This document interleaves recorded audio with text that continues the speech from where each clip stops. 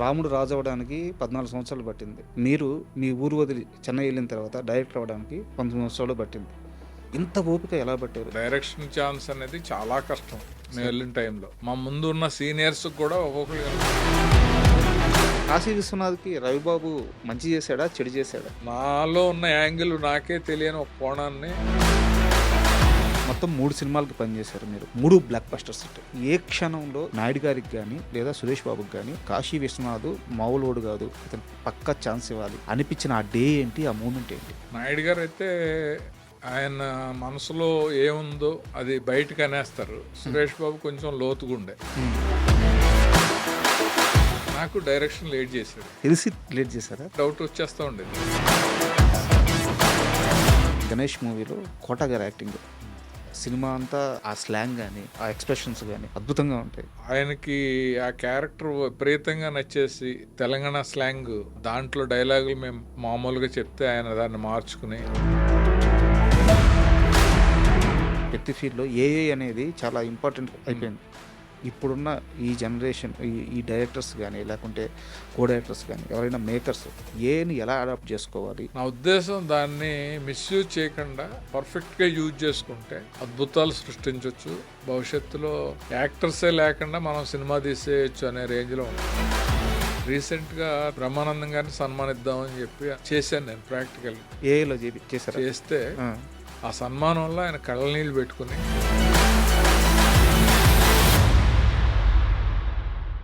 Hi, welcome to my show. నేను మీ రాజా. ఈరోజు మనతో దర్శకులు, నటులు కాశీ విశ్వనాథ్ గారు ఉన్నారు. అంటే ఇంత సింపుల్గా ఎందుకు పరిచయం చేస్తున్నానంటే, ఆయనకి ప్రత్యేక పరిచయం ఇప్పుడు నేను కొత్తగా చెప్పాల్సిన అవసరం లేదు. తెలుగు వారందరికీ ఆయన సుపరిచితమే. కాబట్టి ఆయనతో ఇంటర్వ్యూ స్టార్ట్ చేస్తున్నాను. అయితే మిగతా అన్ని ఇంటర్వ్యూలాగా ఒక విభాగానికి సంబంధించిన ప్రశ్నలు మాత్రమే ఉండదు. ఎందుకంటే ఆయన ఒక పరిపూర్ణమైన మనిషి ఇండస్ట్రీలో. అంటే కొన్ని 15-18 సంవత్సరాల పాటు ఆయన డైరెక్టర్గా, కో డైరెక్టర్గా, అసోసియేట్గా చాలా సినిమాలకు పనిచేశారు. తర్వాత డైరెక్టర్గా సినిమాలు చేశారు. తర్వాత నటుడిగా వర్క్ చేస్తున్నారు. సో ఒక పరిపూర్ణమైన మనిషితో ఒక పరిపూర్ణమైన ఇంటర్వ్యూ రాబోతుంది. మీకు అందరికి నచ్చుతుందని ఆశిస్తున్నాను. హాయ్ సార్, నమస్తే.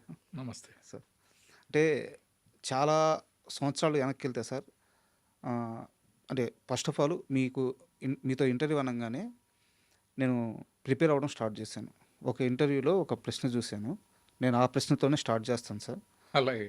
ఒక వ్యక్తి సినిమాలపైన ప్రేమతో సినిమా ఇండస్ట్రీలోకి పోతుంటే తల్లిగారు చెడిపోతావేమో ఇండస్ట్రీలో భయంగా ఉన్నప్పుడు, అమ్మా నేను ఇండస్ట్రీలో గెలిచినా ఓడిపోయినా ఈరోజు ఎలా వెళ్తున్నానో తిరిగి అలాగే వస్తాను, అంతే స్వచ్ఛంగా తిరిగి వస్తాను, ఇదైతే నీకు ప్రామిస్ చేస్తున్నాను అని చెప్పి మీరు ఇండస్ట్రీలో అడుగుపెట్టారు.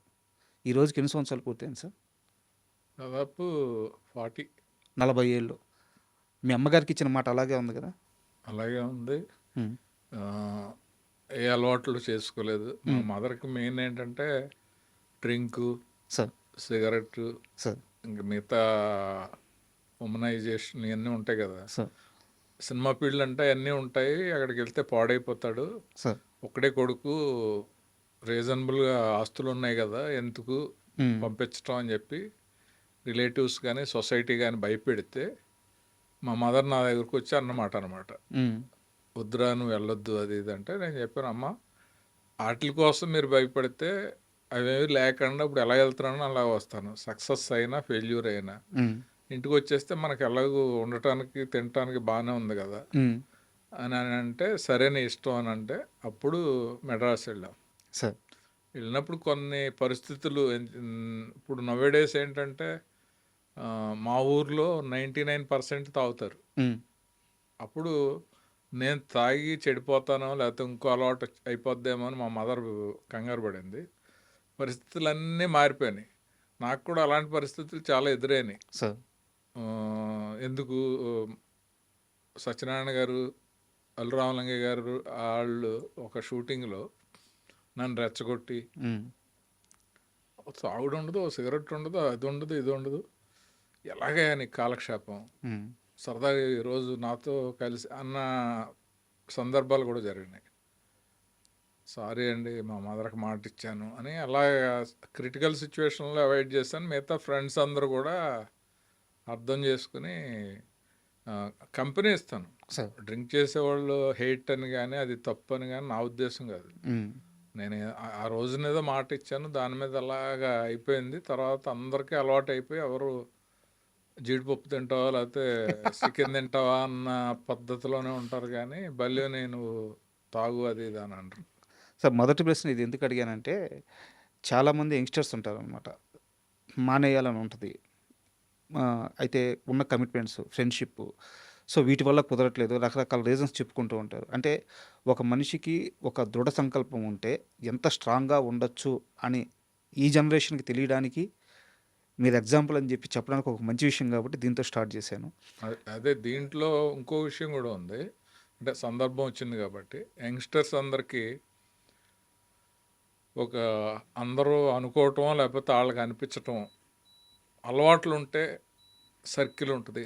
సర్కిల్ ఉంటే మన భవిష్యత్తు బాగుంటుంది, అవకాశాలు వస్తాయి అని అంటారు చూసా, అదంతా చాలా ఫాల్స్. హ్మ్.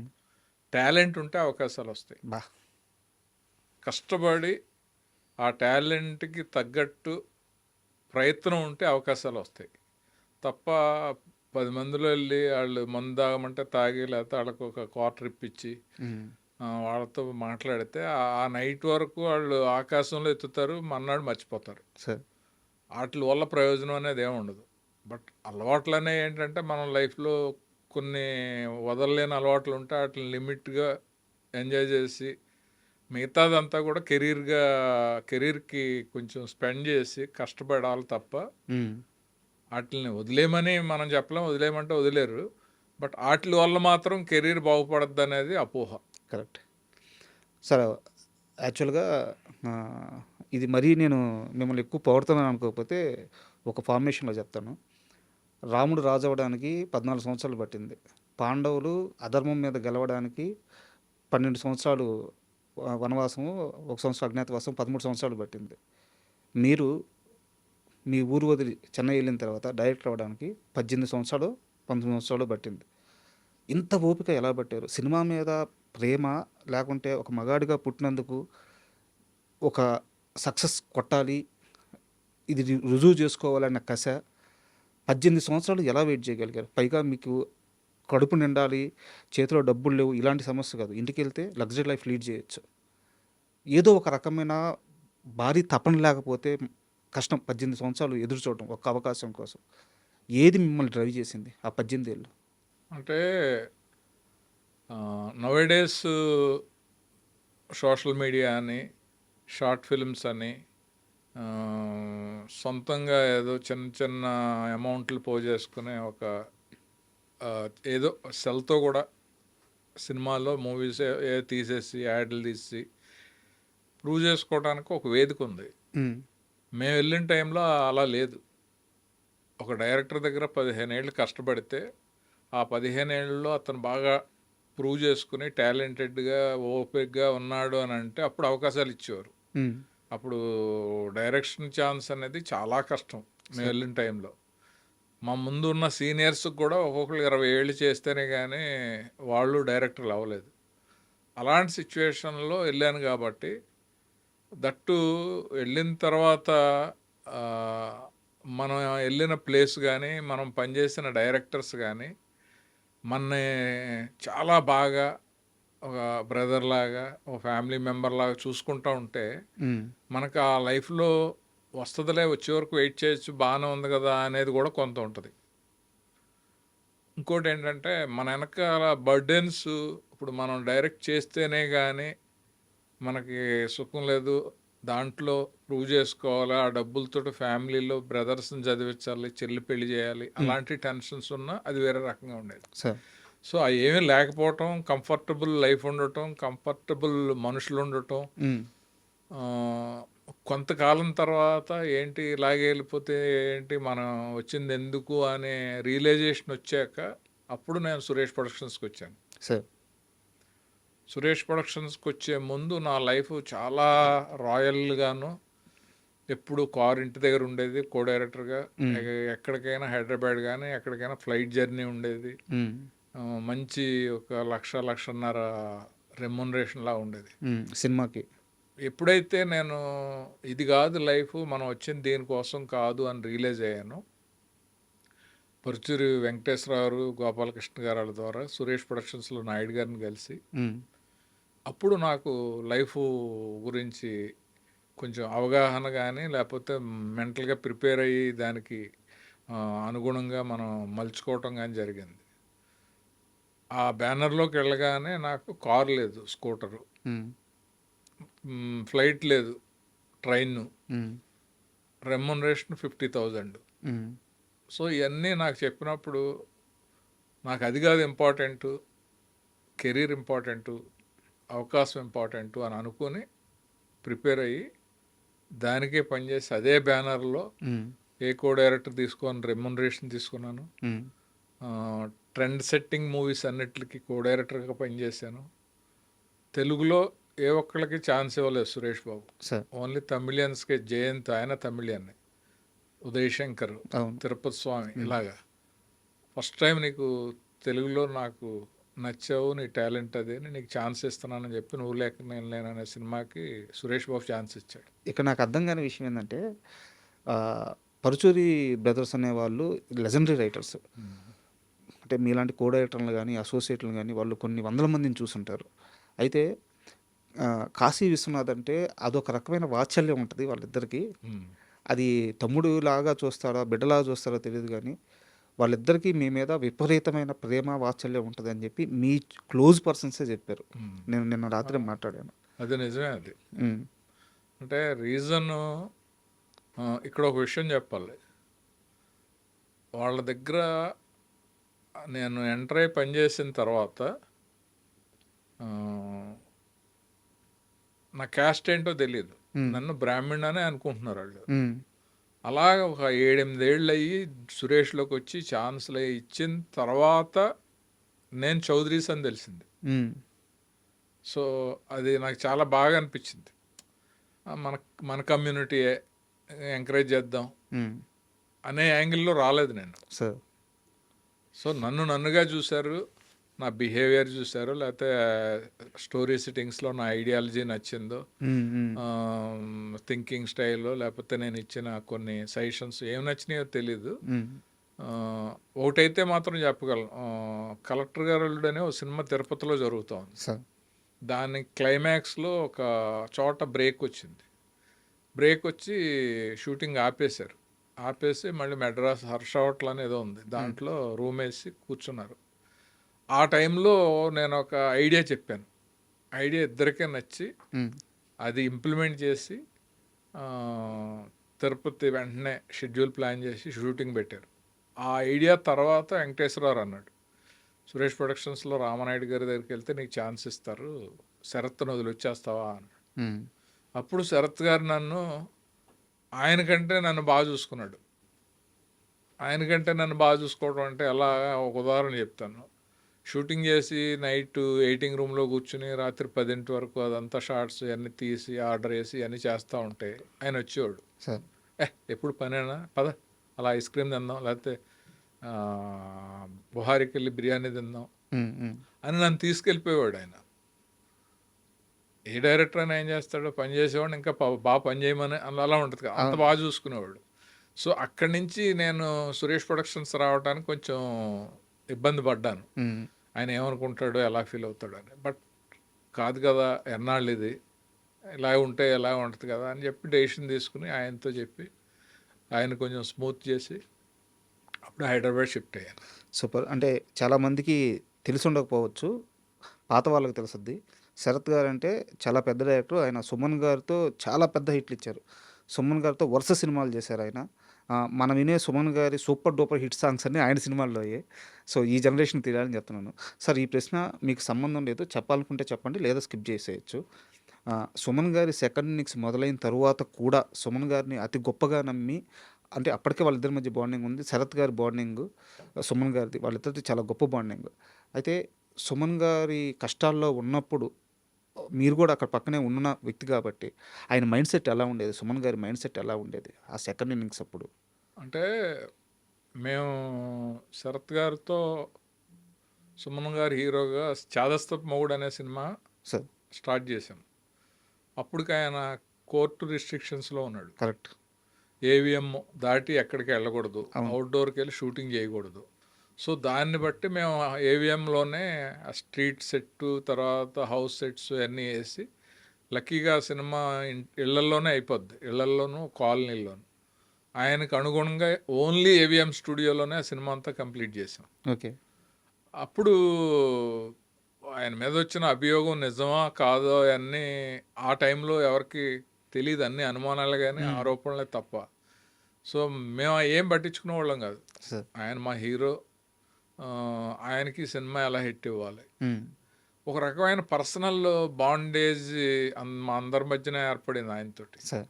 సో అది ఏ రేంజ్కి తీసుకెళ్ళిందంటే, శరత్ గారు ఇంక వేరే హీరోతో చేయడా, సుమన్ తోటే చేస్తాడా అన్నట్టుగా చాదస్తపు మోడ్ అయిపోయింది.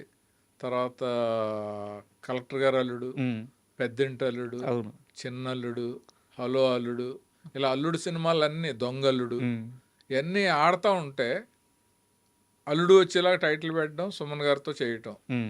మేము బయటికి వెళ్ళినప్పుడు కూడా ఏంటి వేరే హీరోతో చేయడం ఈ డైరెక్టర్ అని అనేవారు. కంఫర్టబుల్గా ఉండి సేమ్ ఆయన అనుకున్నట్టు సక్సెస్లో వస్తూ ఉంటే ఎవరు వదులుతారు.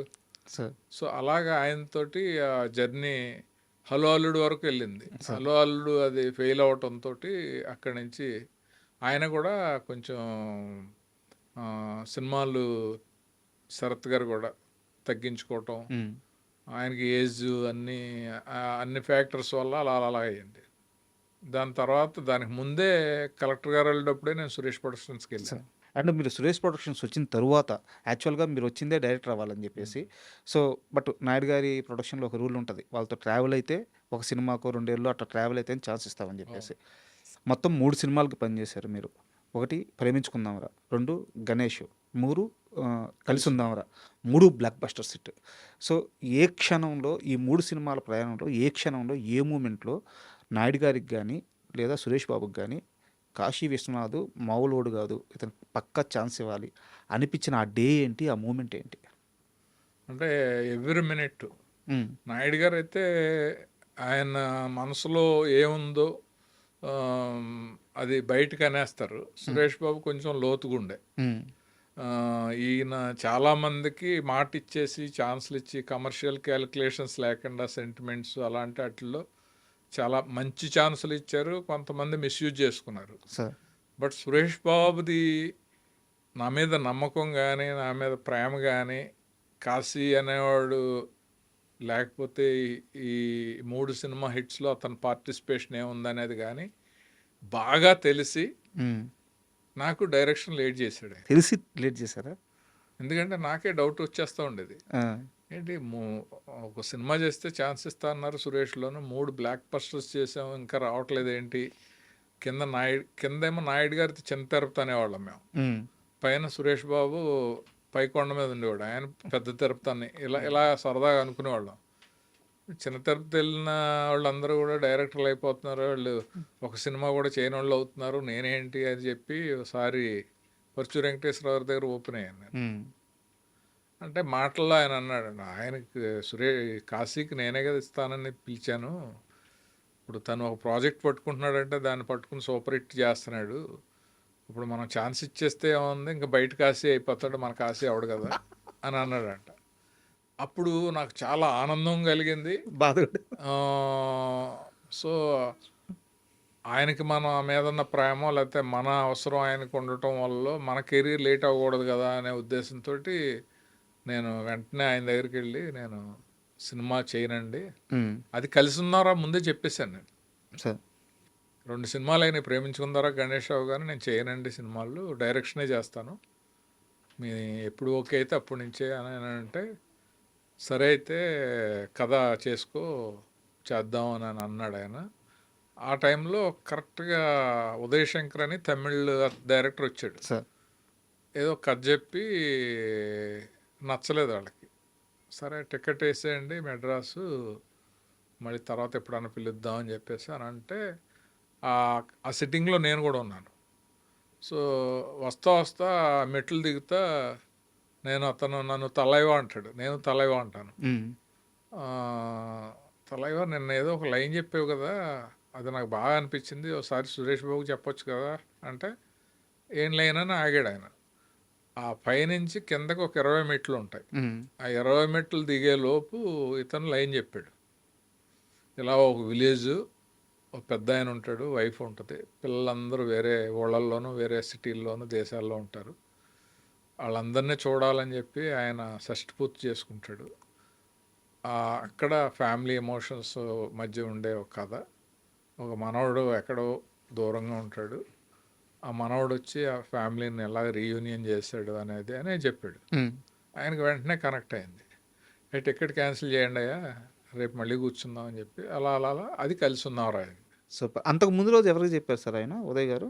ఏంటి ఇదే కదా, నచ్చలేదన్నారు కదా, ముందు నచ్చలేదన్నారు కదా?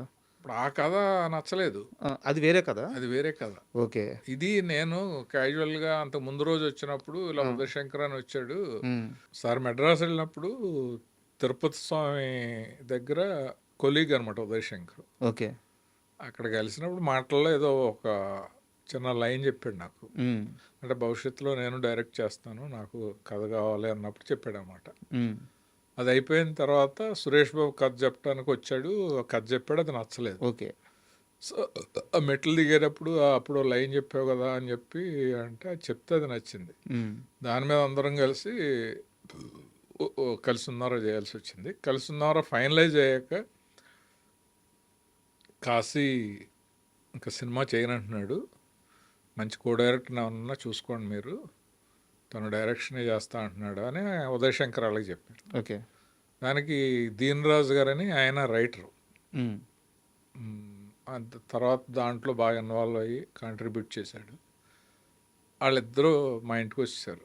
వచ్చేసి మీరు చేయనంటున్నారంట, ఈ సినిమా వరకు చేయండి, హ్మ్. మీరు ఉంటే నాకు బాగుంటుంది, మీ వల్లే కదా ఈ ప్రాజెక్టు అది ఇది అని చెప్పి నన్ను రిక్వెస్ట్ చేశారు. సార్. చేస్తే ఆ కథ బాగా రావడంతో సరే ఒక డైరెక్టర్ అయ్యే ముందు సూపర్ హిట్ సినిమాతోటి అయితే బాగుంటుందిలే అని చెప్పి హ్మ్. యాక్సెప్ట్ చేసి ఆ సినిమా చేసి దాని తర్వాత నువ్వు లేక నేను చేశాను. Sir super.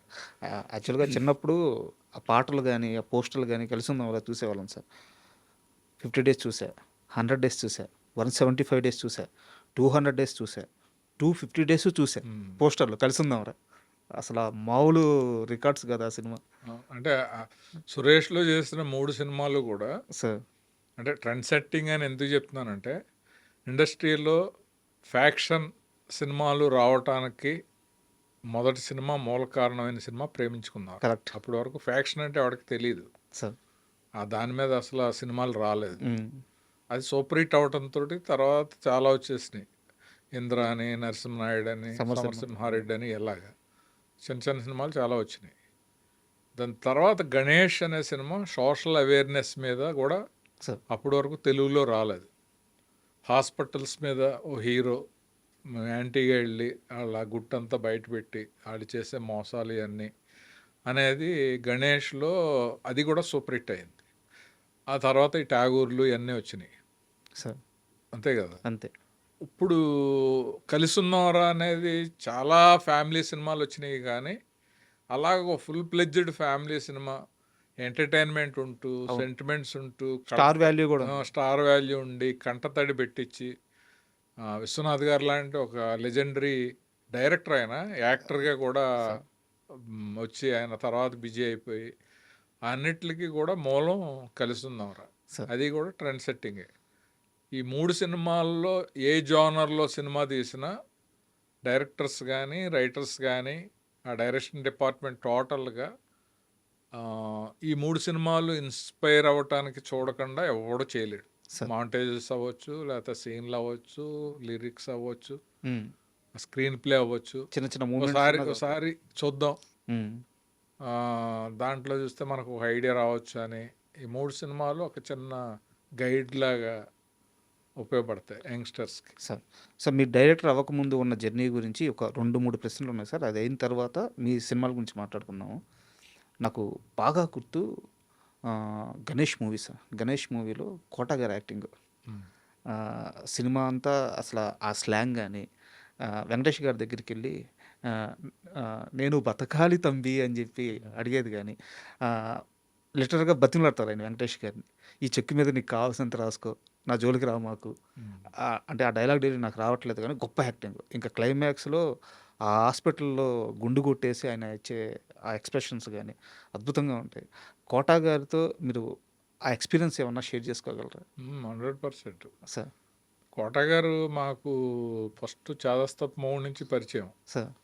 ఆయన ఫస్ట్ 'ప్రతిఘటనలో' అనుకుంటా. కాశీ అనో మినిస్టర్ క్యారెక్టర్ చేశాడు. సార్.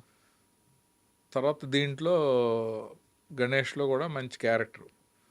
సో, ఆయనకి ఆ క్యారెక్టర్ విపరీతంగా నచ్చేసి, శ్రద్ధ తీసుకుని, మేము కూడా ఈ తెలంగాణ స్లాంగ్ హ్మ్. పెట్టి, దాంట్లో డైలాగులు మేము మామూలుగా చెప్తే ఆయన దాన్ని మార్చుకుని ఆయనే మార్చుకున్నారా? అంటే ఇప్పుడు నేను ఉన్నాను, రైటర్ ఉన్నారు, వాళ్ళందరికీ అంత యాజ్ ఇట్ ఈజ్ రాదు కదా. సార్. సో ఇది డైలాగు కొంచెం ఇంచుమించులో చెప్తే దాన్ని మార్చి ఆయన చాలా శ్రద్ధగా చేశాడు ఆయన. ఆ సీన్లు ఉన్నాయి కదా మీరు అన్నారు, ఆ సెల్లో పడేస్తే హ్మ్. ఎలకలయ్యి వెళ్తా, అవును. బొద్దింకలు తిరుగుతా, ఒక మినిస్టర్ లాంటాడు దాంట్లో పడి ఉంటే ఎలా ఉంటుంది లైఫ్ అనే ఇది ఉంటుంది కదా. సార్. అది ఆ షూటింగ్ అప్పుడు చాలా కష్టపడ్డాం మేము. హ్మ్. ముందు రోజు వెళ్ళి ఆ సీను ఎలా షూట్ చేయాలనేది రిహార్సల్ చేసి, ఏమేమి కావాలి, ఏ టైంలో ఎలకలాగా వెళ్ళాలి, ఇవన్నీ కూడా కెమెరా పక్క నుండి ఆ ఎలక నేను ఎప్పుడు ఎలకల్ని ఇలా పట్టుకోవటం కూడా లేదు, దాంట్లో అలా పట్టుకుని హ్మ్. దాంట్లో వెళ్ళే ఎలక నేను అలా వదిలితే అలా వెళ్ళిపోతూ ఉంటుంది. సో అంత డెడికేటెడ్గా చేసాం మేము ఆ సినిమా. సూపర్. సో ఆయనతో చాలా మంచి అనుబంధం, ఇంటికి వెళ్ళి కలవటం, బాగోనప్పుడు వెళ్ళి చూడడం ఇవన్నీ. అంటే ఇది నా పర్సనల్ అంటే ఇది నా పర్సనల్‌గా నేను చెప్తున్న మాటలు సార్. ఎందుకో అంటే ఆయనకి 'కోట' గారికి ఆహ్, ఎలాంటి ఎక్స్‌ప్రెషన్ అయినా, ఎలాంటి హ్యూమన్ ఫీలింగ్స్ అయినా అది మంచి గాని, చెడు గాని ఏ ఫీలింగ్స్ అయినా సరే అద్భుతంగా పండించగలనట్టు. ఎందుకో ఆయన తెలుగు వరకు పరిమితం అవ్వడమా, లేకుంటే ఆయనకొచ్చిన అవార్డులు గాని, ఆయనకొచ్చిన పేరు గాని చాలా గొప్ప. కానీ ఏది గూడా ఆయన స్కిల్‌కి సరిపోయేంత రాలేదని నా పర్సనల్ ఫీలింగ్. ఇంకా ఎక్కువ పేరు ప్రఖ్యాతులు, అవార్డులు ఇలాంటియన్నీ గడించాల్సిన వ్యక్తని నాకు వ్యక్తిగత అభిప్రాయం సార్. అంటే నేను అనేది అవన్నీ కూడా మీరు చెప్పినవన్నీ రావాలి అని అనుకోవటం అనేది ఆయన మీద మీకున్న ప్రేమ. ఆ ప్రేమే పెద్ద అవార్డు. ఎందుకంటే వాటికి లాబియింగ్లు ఉండొచ్చు, ఒకే సినిమాకి 10 మంది పోటీ ఉండొచ్చు ఒకే అవార్డుకి, అలాంటి వాటిల్లో మిస్ అవ్వచ్చు. కానీ ఆయనకు రావాల్సిన ఐడెంటిటీ వచ్చింది, అవార్డులు వచ్చినాయి, గుర్తింపు వచ్చింది. హిందీలో ఎందుకు తీసుకెళ్తారు ఆయన్ని? సార్. హిందీలు కూడా చేశాడు కదా, అదర్ లాంగ్వేజ్ అవును. చేశాడు. అవునవును. ఆయన అందరూ ఓన్ చేసుకున్నారు. సార్. సో రావాల్సిన దానికంటే ఆయనకి ఎక్కువే వచ్చింది అనేది ఆయన ఫీలింగ్ నా దగ్గర చాలాసార్లు ఎక్స్ప్రెస్ చేశాడు. ఆఫ్టర్ ఆల్ బ్యాంక్ మేనేజర్గా పనిచేసేవాడిని నేను, సార్. నాకు ఇంత వస్తుందని ఎక్స్పెక్ట్ చేయలేదు అసలు అని. బట్ ప్రతి వాళ్ళకి ఉంటాయి కదా, ఆస్కార్ రాలేదు, భారతరత్న రాలేదు, పద్మశ్రీ రాలేదు, అన్నీ డైరెక్ట్ టాలెంట్ మీద రావటం అనేది కొందరికి జరిగితే, కొన్ని అదృష్టం కొద్దీ కొంతమందికి వస్తూ ఉంటాయి. అండ్ 'గణేష్' సినిమాలోనే సింగిల్ హ్యాండ్ గణేష్ అని చెప్పి డైలాగ్ ఉంటుంది కదా సార్. ఆ డైలాగు ఎవరు రాశారు? మీకు ఆ రోజు షూట్ అప్పుడు ఇది ఎన్ని దశాబ్దాలైనా మిగిలిపోయే వెంకటేష్ గారి గెస్చర్ అవ్వద్ది అని చెప్పి అసలు అనిపించిందా? ఆ రోజు షూట్ అప్పుడు మీకు గుర్తుందా? పర్చూరు బ్రదర్సే రాశారు. అంటే ఇంత గొప్ప ఇదైపోద్దని అనుకుని రాశారో లేదు తెలియదు, కానీ వార్నింగ్ ఇవ్వాలి, ఆ వార్నింగ్ ఇచ్చేటప్పుడు ఆ చిటికేసి ఆ ఏళ్ళు అలా చూపించి చెప్పాలి అనే దాంట్లో any centre any time single hand Ganesh వస్తాను చూసుకుంటారా అని. అంటే యాక్చువల్గా అయితే బాలకృష్ణ గారి డైలాగులతో పోల్చుకుంటే అది పెద్ద పవర్ఫుల్ ఏం కాదు, వెంకటేష్ బాబుకి ఆ రోజుకి అది చాలా పెద్ద పవర్ఫుల్ డైలాగ్ అయింది. పర్సనల్గా మీ గురించి తెలుసుకోవడానికి మీ ఫ్రెండ్స్తో మాట్లాడినప్పుడు వాళ్ళు చెప్పిన మాట, కాశీ విశ్వనాథ్ ట్రబుల్ షూటరు. అంటే మనకి పాలిటిక్స్లో ఇప్పుడు టీఆర్ఎస్లో హరీష్ గారు అన్నారు, హరీష్ రావు గారిని ట్రబుల్ షూటర్ అంటారు అనమాట. అలాగా సినిమాల్లోకి వచ్చాగానే కో డైరెక్టర్, అసోసియేట్ ఇట్లా వీరిలో కాశీ విశ్వనాథ్ మాత్రం ట్రబుల్ షూటరు. ఎక్కడైనా షూట్ ఆగిపోతుంది అంటే టక్కన ఒక ఐడియా వేస్తాడు, వెంటనే షూట్ నడిపిస్తాడు అని చెప్పారు. సో ఆ పేరు ఎలా వచ్చింది మీకు? ట్రబుల్ షూటర్ అంటే షూట్ ఆగిపోవడానికి ట్రబుల్ చేస్తానా? లేకపోతే ఆగిపోయే టైంలో ట్రబుల్ ట్రబుల్ లేకుండా చేస్తానా? ట్రబుల్ షూట్ చేస్తారని. అంటే కో డైరెక్టర్ జాబ్ అది. హ్మ్. ఒక సినిమాకి కో డైరెక్టర్‌గా ఉన్నప్పుడు ఏమవుతదంటే, డైరెక్టర్‌కి బడ్జెట్ పెట్టి డబ్బులు ఖర్చు పెట్టించాలి. సినిమా క్వాలిటీగా రావాలి. స్క్రీన్ మీద అనుకున్నది అనుకున్నట్టు రావాలనేది ఉంటది. ప్రొడ్యూసర్‌కేమో దానికి ఎంత తగ్గించి మనం ఖర్చు పెడితే బడ్జెట్ కంట్రోల్ అవుద్దనేది ఉంటది. హ్మ్. ఈ ఇద్దరి మధ్యన అటు ఒప్పించి, ఇటు నొప్పించకుండా ఆ రోజు షూటింగ్ జరిగేలా చేయటమే కో డైరెక్టర్ పని. సో, అలాంటి సీక్వెన్స్‌లు చాలా అంటే 'ప్రేమించుకుందాంరా' అనే ఒక సినిమాకి నేను కో డైరెక్టర్. అప్పుడు దాంట్లో చాలామంది పనిచేసేవారు. ప్రసాద్ అని, ఇప్పుడు చంద్ర మహేష్ సార్. డైరెక్టర్ ఆయన. ఇలాంటి వాళ్ళందరూ కూడా పనిచేసేవారు. పనిచేసినప్పుడు సడన్‌గా ఒక ప్రాబ్లమ్ వచ్చింది. ఏంటి అంటే, అంజలా జవేరి హిందీ సినిమాలో వర్క్ అవ్వక ఒక 1 వీక్ రావట్లేదు. హ్మ్. ఈ 1 వీక్ మళ్ళీ యూనిట్ హైదరాబాద్ వెళ్ళి మళ్ళీ రావటం అనేది కష్టం. ఆ అమ్మాయి లేని వర్క్ అంతా ఏం చేయొచ్చు అని అంటే, ఆ రోజంతా కూర్చుని ఇలా చేద్దాం, ఇలా చేద్దాం అని చెప్పి కొన్ని సీన్స్‌లో షార్ట్స్‌తో సుద్దా ప్లాన్ చేసి, అవి ఎలా చేయాలో కూడా డైరెక్టర్‌కి హ్మ్. ఎక్స్‌ప్లెయిన్ చేసి, ఆ వారం రోజులు మేనేజ్ చేసాం. సార్. ఆ టైంలో అందరూ అనుకుని ఉండొచ్చు హ్మ్. ట్రబుల్ షూటర్ అని. సార్. అలాగే ఒక 'రాజధాని రౌడీ' అనే ఒక షూటింగ్ జరుగుతుంది హైదరాబాద్‌లో. నిమ్స్ హాస్పిటల్‌లో. అది చాలా రికమెండేషన్స్ తోటి హాస్పిటల్‌లో షూటింగ్ పెట్టారు. రోజుకి 25,000. హ్మ్. ఆ రోజు నాగేశ్వరరావు నన్ను పిలిచి ఈరోజు సాయంత్రం 5:30కి గవర్నర్ అపాయింట్మెంట్ ఉంది, వెళ్ళాలి. దాన్ని బట్టి నా వర్క్ కంప్లీట్ అయ్యేలా చూడు కాశీ అని నాతో పర్సనల్గా బాగుండేవారు ఆయన. సో అలాగే సార్ అని చెప్పి అన్నాం. దాంట్లో ఒక డాక్టర్ ఉంటాడు.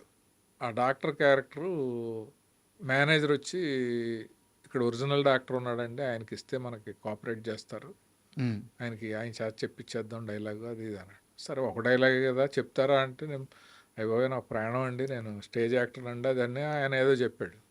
సో ఆ కాన్ఫిడెన్స్తో ట్రస్ట్ చేసేయండి అన్నాం. ఆ రోజు సీక్వెన్స్ ఏంటంటే, నాగేశ్వరరావు ఎస్పీ, వాళ్ళ వైఫ్ బి సరోజాదేవి రోడ్డు మీద క్రాస్ చేస్తూ ఏదో షాపింగ్కి వెళ్ళి క్రాస్ చేస్తూ ఉంటే మైకం వచ్చి పడిపోద్ది ట్రాఫిక్లో. సార్. అప్పుడు కృష్ణ గారు పెద్ద అబ్బాయి రమేష్ బైక్ వేసుకొచ్చి ఆవిడని బైక్ ఎక్కించుకొని ట్రాఫిక్ రూల్స్ అన్నీ బ్రేక్ చేసేసి స్పీడ్గా తీసుకొచ్చి హాస్పిటల్లో జాయిన్ చేస్తాడు. ఆవిడ మామూలు నార్మల్ స్టేజ్కి వస్తుంది. ట్రాఫిక్ రూల్స్ బ్రేక్ చేశారు కాబట్టి పోలీసు వాళ్ళు వచ్చి అతను అరెస్ట్ చేసి తీసుకెళ్తారు. ఆ విషయం ఆవిడ మెలకు వచ్చాక ఇప్పుడు నాగేశ్వరరావుకి చెప్పాలి, అది సీక్వెన్స్. హ్మ్. హ్మ్. అది డాక్టర్ చెప్తాడు. ఓకే. డాక్టర్ ఏంటంటే, సార్ మీ పోలీసు వాళ్ళే అబ్బాయిని అరెస్ట్ చేస్తారు, మీ వైఫే ఎక్కడో పడిపోతే తీసుకొచ్చాడు, కరెక్ట్గా ఇన్ టైంలో తీసుకొచ్చాడు కాబట్టి ఆవిడ సేవ్ అయింది. హ్మ్. అలా సేవ్ చేసిన అబ్బాయిని మీ పోలీసు వాళ్ళు తీసుకెళ్లారు అనే డైలాగు డాక్టర్ది. సార్.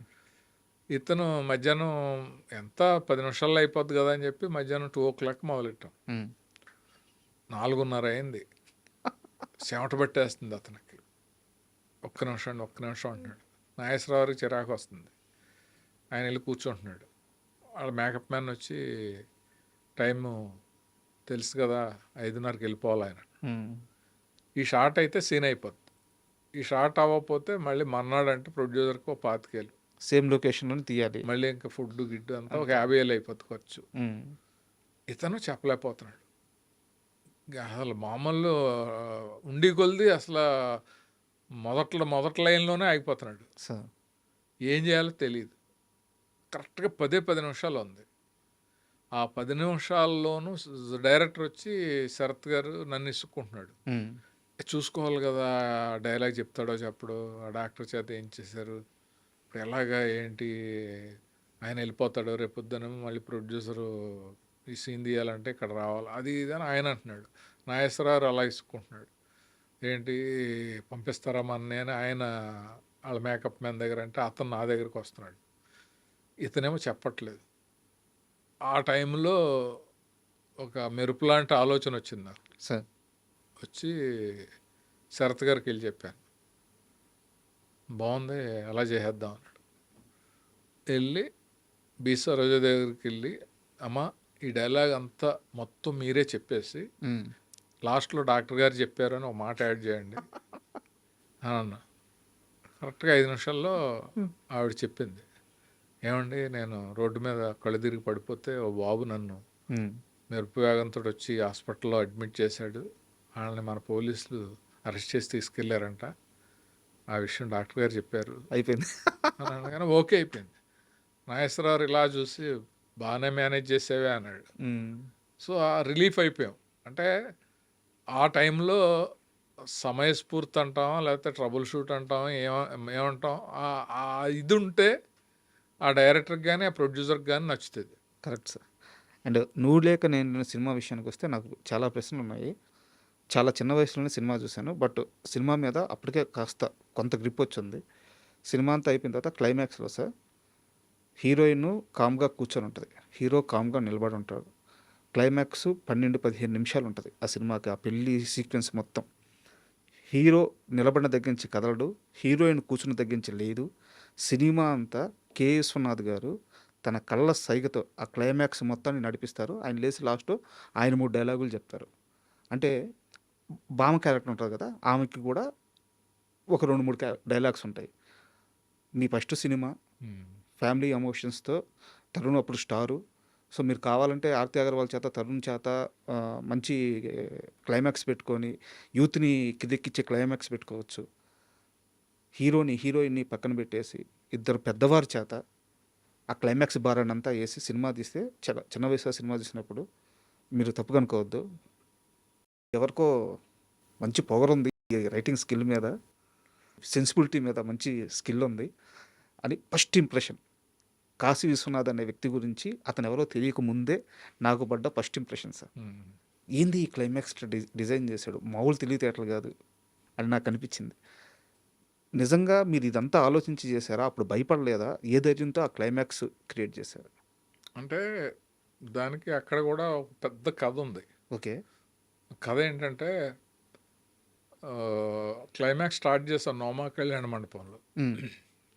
నేను ఏ షార్ట్స్ తీసుకుంటున్నాను, ఈలోపు ప్రొడ్యూసర్ సురేష్ బాబు గారు, విశ్వనాథ్ గారు, పరుచూరు వెంకటేశ్వరరావు గారు ముగ్గురు కూర్చొని ఒక రకంగా డిజైన్ చేసి, ఇలా ఉంటుంది ఇలా ఉంటుంది, ఇలా చేస్తే బ్రహ్మాండంగా ఉంటుంది, క్లైమాక్స్ బాగుంటుంది, ఫెయిర్ చేసేయండి అని షేక్ హ్యాండ్లు ఇచ్చేసుకొని నా దగ్గరికి వచ్చి, వెంకటేశ్వరరావు అదిరిపోయిందయ్యా, నీ సినిమా సూపర్ హిట్ పో, నక్కన దొక్కావు అని ఆయన వెళ్ళిపోయి, కాసి బాగుంది యాజ్ ఇట్ ఈజ్ ఇలా ప్రొసీడ్ అయిపోండి అని చెప్పి సురేష్ బాబు వెళ్ళిపోయి, విశ్వనాథ్ గారు వచ్చి చెప్పి అన్నీ చేశాక ఫెయిర్ చేసి నా దగ్గర తీసుకొచ్చారు. తీసుకొచ్చాక నాకు అంత ఎక్కలేదు. దాంట్లో ఏంటంటే విశ్వనాథ్ గారు పెళ్లి గురించి, తాళి గురించి, 7 అడుగులు అంటే ఏంటి, తాళిబొట్టు విలువ ఏంటి, అది ఇది అనే స్పీచ్లు ఉంటాయి. ఓకే. అది చూసాక నాకు ఎక్కలేదు. బట్ ఫస్ట్ టైం డైరెక్షను నేను ఎక్కలేదు అది ఇది అని అంటే లెజెండ్స్ వాళ్ళు ఫీల్ అవుతారు అని అనుకుని తీయటం మొదలుపెట్టా. మార్నింగ్ నుంచి సాయంత్రం వరకు ఒక 4:30 ఆ ప్రాంతం వచ్చేటప్పటికి ఎవ్రీ షాట్ నాకు బోర్ కొట్టేస్తుంది. డైరెక్టర్ని, స్టోరీ నేను రాశాను, నాకే బోర్ కొట్టేస్తే రేపు ఆడియన్స్కి ఎలా ఉంటుంది అని చెప్పేసి ఇంకా అంతే, క్లైమాక్స్ పోయిందంటే సినిమా ఆడదు, ఆడకపోతే నా భవిష్యత్తు పోద్ది అని చెప్పి కళ్ళం నీళ్ళు వచ్చేసి ఓ పక్కెళ్ళి బొట్ట ఏడ్చేసి, ఆ ఏడుపులోనే ఓ ధైర్యం తెచ్చుకొని సురేష్ బాబు ఫోన్ చేశాను. ఫోన్ చేసి, బాబు సినిమా షూటింగ్ చేస్తున్నాను కానీ డైరెక్టర్గా నాకే బోర్ కొట్టేస్తుంది, క్లైమాక్స్ నచ్చలేదు నాకు అనగానే ముందు ఆయన షాక్, ఒక నిమిషం బ్లాంక్గా అలా ఉన్నాడు. ఉండి ఇప్పుడు ఏం చేస్తున్నారు అంటే, విశ్వనాథ్ గారు ఒక పేజీ డైలాగ్ ఉంది, అది పెద్ద షార్ట్ పెట్టాము, అది తీస్తున్నాము అని అంటే, వద్దు ఆపేసి ప్యాకప్ చెప్పి వచ్చే అన్నాడు. బా అన్నాక విశ్వనాథ్ గారు ఫుల్గా ప్రిపేర్ అయిపోయాడు. సో కెమెరామెన్ పిలిచి, బాగోదు ఇలా ఆపేసాము అని ఆపేసి ఆ డైలాగ్ వద్దు అంటే బాగోదు, ఈ షాట్ తీసేద్దాం, ఉమ్, అలాగే ప్రొడ్యూసర్ కూడా ఖర్చు ఉండకూడదు కదా, కెమెరా మీరు ఆన్ చేయకండి, ఉమ్, నేను స్టార్ట్ కెమెరా యాక్షన్ ఇవన్నీ చెప్తాను, ఉమ్, షాట్ అంతా అయిపోయాక ఓకే కట్ అని చెప్పిన తర్వాత ప్యాకప్ అని చెప్తాను అని చెప్పి కెమెరా రన్ చేయకుండా ఆ షాట్ పెద్ద క్రెయిన్ షాట్ ఒక పేజీ డైలాగ్ విశ్వనాథ్ గారు చాలా ఎమోషనల్గా చెప్పి అన్నీ చెప్పారు. ఉమ్, అయిపోయింది, డైలాగ్ అయిపోయింది, కట్ ప్యాకప్ అన్నాను. అన్నాక అందరూ వెళ్ళిపోయారు. నేను డైరెక్ట్గా సురేష్ బాబు దగ్గరికి వెళ్ళాను. సో వెళ్తే ఏంటి ప్రాబ్లం అన్నాడు. ఏంటి బాబు అదంతా, విశ్వనాథ్ గారు స్పీచ్ల కోసం సినిమాకి వస్తారు, ఉమ్, సినిమాలో డ్రామా ఉండాలి, నెక్స్ట్ ఏం జరుగుతుందని ఇంట్రెస్ట్ ఉండాలి, ఇది వరకు మేము డిస్కస్ చేసింది అనుకున్నది రాసుకున్నది అది కదా, మొత్తం మార్చేసి ఎప్పుడో నా చిన్నప్పుడు బావమర్దల్లో అల్లురామలింగ గారు చెప్తాడు, తాళి అంటే అక్షంతలు ఏంటి, 7 అడుగులు అంటే ఏంటి, జీలకర్ర బెల్లం ఏంటి అంటే చెప్తాడు. ఆ టైంలో అప్పుడు బాగున్నాయి, ఇప్పుడు అది కాదు కదా, ఆ తరుణ్కి ఆర్తి అగర్వాల్కి పెళ్ళి అవుద్దా అవదా, ఉమ్, అయితే ఎలా అవుతుంది, ఆ విషయం వాళ్ళిద్దరు ప్రేమించుకున్నారన్న విషయం ఎలా తెలుస్తుంది, ఇది కదా డ్రామా అని అంటే ఆయనకి వెంటనే నచ్చేసింది. అన్నిటికంటే కూడా నా గట్ ఫీలింగ్ నచ్చింది. ఆయన ఉమ్, మొత్తం ఇదంతా షూటింగ్ చేసి ఎడిటింగ్ చేసి క్లైమాక్స్ వేసి చూసుకున్నాక చిచ్చి బోరు కొట్టేసింది, పాతదే బాగుంది కదా అని రీషూట్కి వెళ్ళటం అనేది చాలా చోట్ల జరుగుతుంది. సో బట్ అది ఏమీ లేకుండా ముందు చెప్పడం అనేది చాలా నచ్చింది. ఉమ్, ఇంకా నేను కూడా రాను, నువ్వు అనుకున్నది రాసుకుని నువ్వు అనుకున్నట్టు రేపు ఎల్లుంట్లో క్లైమాక్స్ ఫినిష్ చేశాను. ఉమ్, అప్పుడు రాజశేఖర్ అని ఒక తమిళ అతను ఉన్నాడు, అతను నేను కూర్చుని ఆర్డర్లో పెట్టుకుని అదంతా రాసుకుని పర్చూర్ బ్రదర్స్ చూపించి ఆ రకంగా క్లైమాక్స్ తీసాం. అది సూపర్ డూపర్ హిట్ అయింది. సూపర్. అంటే నాకు అనిపించింది సార్ పర్సనల్గా, అంటే ఇంత జరిగిందని మాకు మాకు ఎలా తెలుస్తుంది, మాకు తెలియదు కదా. అవును, ఇంటర్వ్యూలోనే కదా చెప్పగలం, కొంతమంది చెప్పరు, సార్ నేను నాకు అదేం లేదు, ఎందుకంటే జరిగింది అబద్ధం అయితే చెప్పకూడదు కానీ జరిగిన నిజాన్ని చెప్పడానికి ధైర్యం ఉండాలి కదా. ఉమ్. తర్వాత పర్చూర్ బ్రదర్స్ ఏమనలేదా? ఏమంటారు సినిమా హిట్ అయ్యాక, ఆ. ఇప్పుడు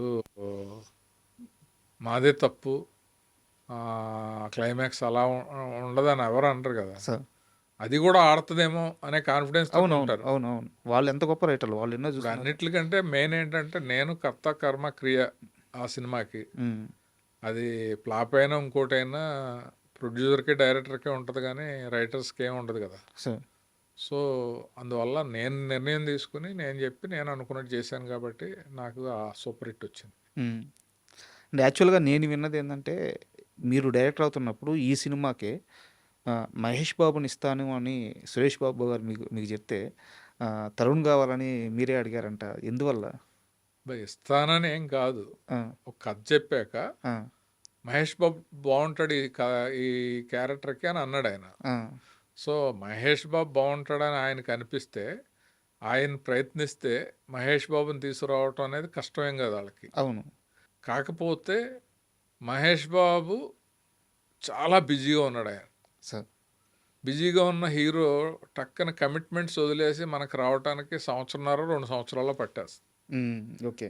అప్పటికే నా కెరీర్ లేట్ అయింది, 3 సినిమాలు చేసాం, ఇంకా ఏంటి చేయట్లేదు డైరెక్షన్ అనే మూడ్లో ఉన్నాను నేను. ఉమ్, అప్పుడు ఏమన్నానంటే కథ నాకు బాగా కాన్ఫిడెన్స్ ఉంది, నువ్వే కావాలి, హిట్ అయింది కదా, తరుణ్ని పెట్టుకుందాం, తరుణ్ అయితే బాగుంటుంది ఈ క్యారెక్టర్కి అని అంటే, సరే అయితే నువ్వు వెళ్ళి మాట్లాడు అని అంటే నేను మాట్లాడే రోజారామణి గారి వాళ్ళకి చెప్తే వాళ్ళు వచ్చి కథని వెంటనే చాలా బాగుందని చెప్పి అలా అలా ప్రాజెక్ట్ స్టార్ట్ అయింది. ఓకే. ఇప్పుడు మహేష్ బాబుని ఇస్తానంటే వద్దనే అంత ఎవరు ఉండరు కదా, అంత పొగరు ఎవరికి ఉండదు కదా, సార్ లేట్ అవుద్ది అనేదే మెయిన్. Okay okay.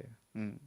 అండ్ యాక్చువల్గా మీకు ఇప్పుడు ఆకలి వేస్తుంది, నువ్వు ఒక వారం రోజులు పోయాక బిర్యానీ పెడతాను అంటే వద్దొద్దు ఇప్పుడు ఆవకాయ పెట్టండి నేను వేసుకు తినేస్తాను అంటాం కదా, కరెక్టే, అది కరెక్ట్ డెసిషన్. ఆ టైప్లో ఆ డెసిషన్ అనమాట. యాక్చువల్గా ఆర్తి అగర్వాల్ వారు అంటే నాకు చాలా ఇష్టమైన హీరోయిన్. మన సినిమాలో డ్రెస్ సెన్స్ లేదని చెప్పి తరుణ్ టీజ్ చేస్తాడు. తను మిర్రర్ ముందుకెళ్ళి ఆ పట్టు పవడ వేసుకొని అలా ఓపెన్ చేసి ఆ రాణి కలర్ సమ్ పింక్ కలర్ అది వేసుకొని అద్భుతంగా ఉంటారు. అంటే చూడడానికి కళ్ళకి పండగలాగా ఉంటారు అనమాట లుక్. చాలా బాగా చూపించారు ఆర్తి అగర్వాల్ మీరు. ఆ, ఆమెని ఎలా కాస్ట్ చేశారు? ఆ సినిమాలో 'ఆర్తి అగర్వాల్‌తో మీ వర్కింగ్ ఎక్స్‌పీరియన్స్ కాస్త చెప్తారా? అంటే యాక్చువల్‌గా మేము హీరోయిన్‌గా అనుకున్నది మంజుల గారి అమ్మాయి శ్రీదేవి. సార్. నేను మెడ్రాస్ వెళ్ళాను. ఆ అమ్మాయికి కథ చెప్పాను. ఆ అమ్మాయికి నచ్చింది. సో, చేస్తానంది. అన్నీ అయినాయి. ఆహ్, సురేష్ బాబు గారు ఏం చేశారంటే, ఆయన ఎప్పుడు ప్రాజెక్ట్‌కి ఎలాగ వాల్యూస్ తీసుకురావాలి, ప్రాజెక్ట్‌ని ఎలాగ క్రేజ్‌గా బయటోళ్ళు మాట్లాడుకోవాలి అనే యాంగిల్‌లో ఆలోచిస్తాడాయన. అంటే మార్కెటింగు స్కిల్స్ అనమాట. మేము అన్నీ ఓకే చేసుకున్నాక ఓ రోజు పిలిచాడు నాకు. పిలిచి, "నువ్వు నాకు నచ్చావు. సూపర్ హిట్ అయిపోయింది. 'ఆర్తి అగర్వాల్' మళ్ళీ ఎవరికి దొరకదు. ఇప్పుడు మన చేతిలో ఉంది. హ్మ్. సెకండ్ ఫిల్మ్ కూడా మనకి అగ్రిమెంట్ ఉంది. మన సినిమాలో అయితే ఎలా ఉంటదంటావు" అని అంటే, "చాలా బాగుంటుంది బాబు" అన్నాను. హ్మ్. సో, అలా క్యాష్ చేశారు. మిమ్మల్ని అడిగారు. అడిగాడు. హ్మ్. అడిగి అదే మామూలుగా అడగటం అంటే మనం నో అనేది ఏమి ఉండదు. హ్మ్. బట్ డైరెక్టర్గా నాకు చెప్పాలి కదా, నేనే ఇప్పుడు ఆ అవును. అమ్మాయితో సీన్స్ అన్ని చేయించుకోవాలి. హ్మ్. అప్పుడు అదే నువ్వు ఫస్ట్ టైం కదా, ఆ అమ్మాయికి తెలుగు రాదు, హ్మ్. నువ్వు ఓకే అంటున్నావు కాబట్టి మన గెస్ట్ హౌస్లో ఉంటుంది, సీన్స్ అన్నీ వెళ్ళి ప్రాక్టీస్ చేసి ఎలా చేస్తావు చూడు అని అంటే, అప్పుడు రోజు నేను ఈవినింగ్ వెళ్ళి హ్మ్. ఒక గంట అమ్మాయితో కూర్చొని సీన్స్ కొన్ని ప్రాక్టీస్ చేసి ఎలా చెప్పాలో చెప్పి తెలుగు డైలాగులు నేర్పేవాడిని అక్కడ పెట్టి తెలుగులో మాట్లాడించి అలా చేస్తాం. సార్. మొత్తం ఈ ప్రాసెస్‌లో ఒక మంచి బ్యూటిఫుల్ మూమెంట్ ఏమన్నా షేర్ చేసుకుంటారా 'ఆర్తి అగర్వాల్‌తో' మీది? సెట్‌లో గాని, మేకింగ్ ప్రాసెస్‌లో గాని? 'ఆర్తి అగర్వాల్' అంటే జనరల్గా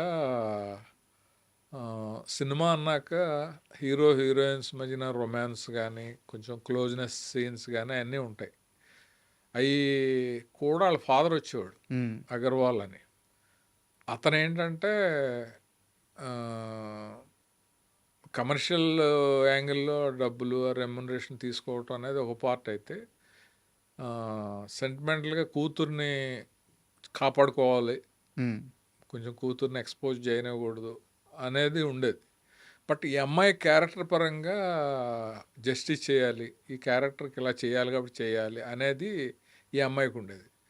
సో వాళ్ళిద్దరికి ఏముందనేది పక్కన పెట్టేస్తే, డైరెక్టర్కి కానీ ప్రొడ్యూసర్కి కానీ మాకు కానీ నేను యాజ్ ఏ డైరెక్టర్గా ఆ సీన్ పర్ఫెక్ట్గా రావాలి అనే దానికోసం మెల్లిగా ఆయన్ని డైవర్ట్ చేసి హ్మ్. ఇంకో కారులో రమ్మని, ఆ హ్మ్. కార్ డ్రైవర్ని ఒక గంట లేట్గా తీసుకురా అని చెప్పి ఆ లోపు ఆ సీన్ అవగొట్టి, అప్పుడు ఆ అమ్మాయి హ్యాపీ అయ్యి, తరుణ్ హ్యాపీ అయ్యి, హ్మ్. మా యూనిట్ అంతా భలే చేశారండి, అతను ఉంటే చేయనోడు ఈ సీను అది ఇదని. హ్మ్. అలాంటిది ఒకటి జరిగింది. ఇది కూడా ట్రబుల్ షూటింగే. తర్వాత ఎందుకో వాళ్ళిద్దరి మధ్యన చిన్న క్లాష్ వచ్చింది. సార్. క్లాష్ వచ్చి వాళ్ళు మాట్లాడుకోవట్లేదు. హ్మ్. అప్పుడు కరెక్ట్గా మేము అవుట్డోర్ షూటింగ్ రాజమండ్రి వెళ్తున్నాం. 'నిండు గోదావరి కదా' సాంగ్. ఆ సాంగ్ చాలా ఇష్టపడి రాయించుకుని చేయించుకున్న సాంగ్. సార్. దాంట్లో వీళ్ళిద్దరు ఎక్స్ప్రెషన్స్ బాగుండాలి, వీళ్ళిద్దరు ఫుల్ ఒకళ్ళనొకళ్ళు అర్థం చేసుకొని ఇన్వాల్వ్ అయ్యి పర్ఫామ్ చేయాలనేది నా ఫీలింగ్. వాళ్ళ ప్రేమ కూడా ఆ సీన్ ముందే పండి ఉంటది. ఉంటుంది ఆ! అని అందుకుని మేము లక్కీగా ముగ్గురం కలిసి ఒకే ట్రైన్లో వెళ్ళాం రాజమండ్రి. హీరో, హీరోయిన్ మీరా? ఆ, ఆ! ఒకే ట్రైన్లో ఒకే కూపేలో. హ్మ్. సో వాళ్ళిద్దరిని రిక్వెస్ట్ చేసి మళ్ళీ వాళ్ళకి మాట్లాడుకునేలా చేసి హ్మ్. రాజమండ్రి వెళ్ళేటప్పుడు మళ్ళీ వాళ్ళు క్లోజ్ అయిపోయారు. హ్మ్. ఆ సాంగ్ స్క్రీన్ మీద అద్భుతంగా వచ్చింది. వచ్చింది. కులశేఖర్ గారు అనుకుంటాను అది రాసింది. కులశేఖర్ రాసి. అవును. అండ్ 'ఆర్‌పి పట్నాయక్' గారి పాటలు కూడా చాలా ప్లస్ అయింది సినిమాకి. బాగా మ్యూజిక్. అవును. బాగా ఆ సినిమాకి అన్నీ కుదిరినాయి. సార్. కథ, music, photography, art direction, publicity డిజైన్స్తో సుద్దా అన్నీ కుదిరినాయి. Producer promotion. మీరు కూడా ఒక పాట రాసినట్టున్నారు. ఆ, తర్వాత రాసారా సార్ ఏ పాటలన్నా? అంటే నేను ఇంకా ఆఫీసులకి వెళ్ళి నేను పాటలు రాస్తాను అనే ప్రొఫెషనల్లో టైప్ కాదు, కానీ ఇన్హెరెంట్ నాలో ఏదో ఉంది. హ్మ్. అది కథ రాస్తే కథ మీద ఉంటుంది, డైలాగ్స్ అప్పుడు డైలాగ్స్లో కూడా నేను ఆలోచిస్తాను. అలాగా ఒక హీరో హీరోయిన్కి మధ్యలో ఆ అమ్మాయి ఫీలింగ్స్ మీద ఇలా ఉంటే బాగుంటుంది అని రైటర్కి చెప్పడానికి ఒక ఫైల్ తయారు చేసుకున్నాను. హ్మ్. ప్రతి సాంగ్లో ఇది మ్యాటరు, ఈ మ్యాటర్ రావాలని. అది ఆర్పి పట్నాయక్ నచ్చి వెంటనే ట్యూన్ చేశాడు. సార్. ఆ సురేష్ బాబు వాళ్ళకి పంపిస్తే 4 ట్యూన్లలో ఇది బాగుంది, ఈ పాట లిరిక్స్ కూడా బాగున్నాయి హ్మ్. అని అనగానే ఆర్పి వచ్చి చరణాలు కూడా మీరే రాసండి అని చెప్పి ఫోర్స్ చేస్తే రాశాను. అది ఎలా ఎలా ఏదో ఏదో ఏదో అయిపోతుంది, ఎదలో ఏదో ఆ! మొదలైంది ఆ ఓకే. పాట. ఓకే. ఎలా ఎలా అనేది చంద్రబోస్ గారు రాశాడు. ఓకే. ఆ, అది కూడా సీక్వెన్స్ మొత్తం మ్యాటర్ రాసుకుని ఆయనకి ఎక్కడో ఫోన్లో ఉన్నప్పుడు చెప్పా. హ్మ్. పొల్లాచిలోనే ఎక్కడో ఉన్నాడు, ఇలాగ పాట రాయాలి బోస్ గారు అంటే, సిచ్యువేషన్ ఏంటి కాశీ గారు, నేను మళ్ళీ అక్కడికి వచ్చే లోపు ఆలోచించుకుంటాను అని హ్మ్. అంటే, ఏం లేదు, ఇప్పుడు మన మనసులో ఉన్నది వెళ్ళి చెప్పాలని ట్రై చేస్తాము. ఇప్పుడు చెప్పలేక నీళ్ళు నవ్వులుతూ కాళ్ళతోటి ఇలా అనుకుంటూ ఆ, మళ్ళీ వెనక్కి వచ్చేస్తాము. అలాంటి ఫీలింగ్లో హీరోయిన్ తను ప్రేమించిన ప్రేమని హీరోకి ఎలా చెప్పాలని తపన పడడమే సాంగ్ అన్నాను. హ్మ్. వచ్చేసింది, అద్భుతంగా ఉన్న సిచ్యువేషను, మీరు వచ్చేటప్పుడు చూడండి అదర్ కూడా వేస్తాను అది ఇది అని చెప్పి, ఎలా ఎలా తెలుపును అనే పాట అదిరిపోయింది సాంగ్. చాలా కాలేజీల్లో సార్ అంటే కాలేజీలో ఫెస్టులు జరుగుతుంటాయి గదా! వాటిల్లో అమ్మాయిలు డాన్స్ వేసే అంటే ఈ పాట లేకుండా అమ్మాయి ఆ ఫెస్ట్‌లో ప్రతి కాలేజీలో ఈ పాటకి డాన్స్ ఏసేవాళ్ళు అమ్మాయిలు. ఎందుకంటే ప్రేమను ఎలా వ్యక్తపరచాలనేది అబ్బాయిలకి చాలా పాటలున్నాయి. అవును. అమ్మాయిలకి ఎక్కువ పాటలు లేవు. సో, చాలామంది లేడీస్ ఈ సాంగ్‌ని ఓన్ చేసుకున్నారు. అవును. సార్ అది యాక్చువల్‌గా మీరు కళ్యాణ్ రామ్ గారిని పరిచయం చేసే ముందు నాకు తెలిసిన ఇన్ఫర్మేషన్ అడుగుతున్నాను. కరెక్టో కాదో చెప్పండి. హరికృష్ణ గారు మీతో చాలా సేపు కూర్చొని మాట్లాడారంట. బాబు, బాబు లాంచింగు నీ చేతుల్లో పెడుతున్నాను. నీదే బాధ్యత. నేను నిన్ను నమ్ముతున్నాను అని జెప్పేసి చాలా సేపు మాట్లాడారంట మీతో నిజమేనా? అంటే అలా ఏం లేదు, హరికృష్ణ గారు చాలా జోవియల్. హ్మ్. ఇప్పుడు వాళ్ళకి ఉషా కిరణ్ బ్యానర్ ఉంది. హ్మ్. ఉషా కిరణ్ వాళ్ళు మంచి డైరెక్టర్నే సెలెక్ట్ చేసుకుంటారు. హ్మ్. నాకు అప్పుడు సూపర్ హిట్ ఉంది, హ్మ్. నువ్వు లేక అవును. నేను లేక. అవును. అవును. అంత డిస్కషన్ ఏం జరగలేదు, కానీ కథ చెప్పడానికి వెళ్తే హ్మ్. అన్నీ మీరు చూసుకుంటారు కదా, ఏముంది మేము కథ డిసైడ్ చేసేది హ్మ్. అనే ఇది ఇచ్చారు. ఆ నమ్మకం అనేది ఇప్పుడు ఒక కొత్త అబ్బాయిని పుసుక్కున అలా నమ్మేసాము చేసాము అంటే గొప్ప, కానీ ఆల్రెడీ సూపర్ ఇండస్ట్రీ హిట్ ఇచ్చాము నువ్వు హ్మ్. లేక నేను లేను, అవును. అప్పుడు ఆటోమేటిక్గా నమ్మకం ఉంటుంది కదా. అవును. అది నమ్మే ఆ. మీ పేరు మీరు ఫైనల్ అవ్వంగానే ఆయన చాలా హ్యాపీగా ఫీల్ అయ్యారంట. ఫీల్ అయ్యారు. తర్వాత ఆయనతో నా రిలేషన్ చాలా బాగుండేది. హ్మ్. సినిమా తర్వాత కూడా చాలా కలిసాము, మా గృహప్రవేశానికి వచ్చాడు ఆయన. సార్. ఆ, వాళ్ళ ఫ్యామిలీ బాలయ్య బాబుతో బాగా నా జర్నీ ఎక్కువ. అయ్యో! చాలా సినిమాలు చేశారు. తర్వాత రామకృష్ణ బాబు కానీ, మోహన్ కృష్ణ గారు కానీ, హరికృష్ణ గారు కానీ, వీళ్ళందరూ కూడా ఫోన్ చేస్తే ఫోన్ తీసి మాట్లాడేలాగా అంత క్లోజ్నెస్ ఉంటుంది. సార్ ఇక్కడ మీ జర్నీ కాస్త ఆపుదాము. నేను ప్రెజెంట్ ట్రెండింగ్ టాపిక్స్ గురించి అడుగుతాను. ఇప్పుడు ప్రతి ఫీల్డ్‌లో సార్ అంటే మీడియా గాని, సాఫ్ట్‌వేర్ గాని ప్రతి ఫీల్డ్‌లో ఏఐ అనేది చాలా ఇంపార్టెంట్ అయిపోయింది. దాని మీద అవగాహన రావడం అత్యవసరం అయిపోయింది. ఒక ఫిల్మ్ మేకర్‌గా మీరు చెప్పండి. ఇప్పుడున్న ఈ జనరేషన్ ఈ డైరెక్టర్స్ గాని, లేకుంటే కో డైరెక్టర్స్ గాని ఎవరైనా మేకర్స్ ఏఐని ఎలా అడాప్ట్ చేసుకోవాలి? అండ్ మీరు ఎలా అప్‌డేట్ అయ్యి ఉన్నారు ఏఐ విషయంలో? అంటే సమాజంలో అభివృద్ధి అనేది మనకు ఎలా కనపడద్దంటే, ఉన్న సిస్టమ్స్ని అప్డేట్ చేసుకుని ఇంకా కొత్తవి వచ్చి ఇన్నోవేట్ చేసి టెక్నాలజీని బాగా అడాప్ట్ చేసుకుని ముందుకెళ్తూ ఉంటే అది డెవలప్మెంట్ కింద కనిపిస్తుంది. హ్మ్. సో సినిమా మేకింగ్లో కూడా ఎన్నో సిస్టమ్స్ ఎక్విప్మెంట్లో కానీ, కెమెరాల్లో కానీ, ఎడిటింగ్లో కానీ చాలా వచ్చినాయి. మనం అప్డేట్ అవుతూ వచ్చాం. సార్. తర్వాత ఫస్ట్ ఆప్టికల్ వర్క్ అనేవారు, మనం ల్యాబ్లో చేసేవారు ఆప్టికల్ వర్క్ అని. దాని తర్వాత గ్రాఫిక్స్ అని వచ్చినాయి, హ్మ్. తర్వాత విఎఫ్ఎక్స్, ఇలాగా వీటిలో అడ్వాన్స్డ్ టెక్నాలజీ అనేది ఏఐ. సార్. నా ఉద్దేశం దాన్ని మిస్యూజ్ చేయకుండా హ్మ్. పర్ఫెక్ట్గా యూజ్ చేసుకుంటే అద్భుతాలు సృష్టించవచ్చు. భవిష్యత్తులో అది ఏ రేంజ్కి వెళ్తుందంటే యాక్టర్సే లేకుండా మనం సినిమా తీసేయచ్చు అనే రేంజ్లో ఉంటుంది. అవునా? దానికి ఉదాహరణ నేను చెప్తాను. రీసెంట్గా తెలంగాణ కాంట్రాక్టర్స్ క్లబ్లో బ్రహ్మానందం గారిని, దాంట్లో నేను cultural committee chairman, sir. Brahmanandam గారిని సన్మానిద్దామని చెప్పి అని అంటే ఇన్వైట్ చేయడానికి వెళ్ళాం. ఆయన నిజంగా నా మీద ప్రేమతోటి నేను వస్తాను అని చెప్పి వచ్చాడు ఆయన.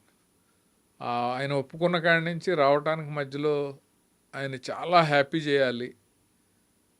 సన్మానం అనగానే ఉంది, షాల్వాలు కామను, దండలు కామను, గజమాలు వేస్తారు, ఏదో మైక్ దగ్గర పొగుడుతారు, ఏదో ఏవి కట్ చేస్తారు.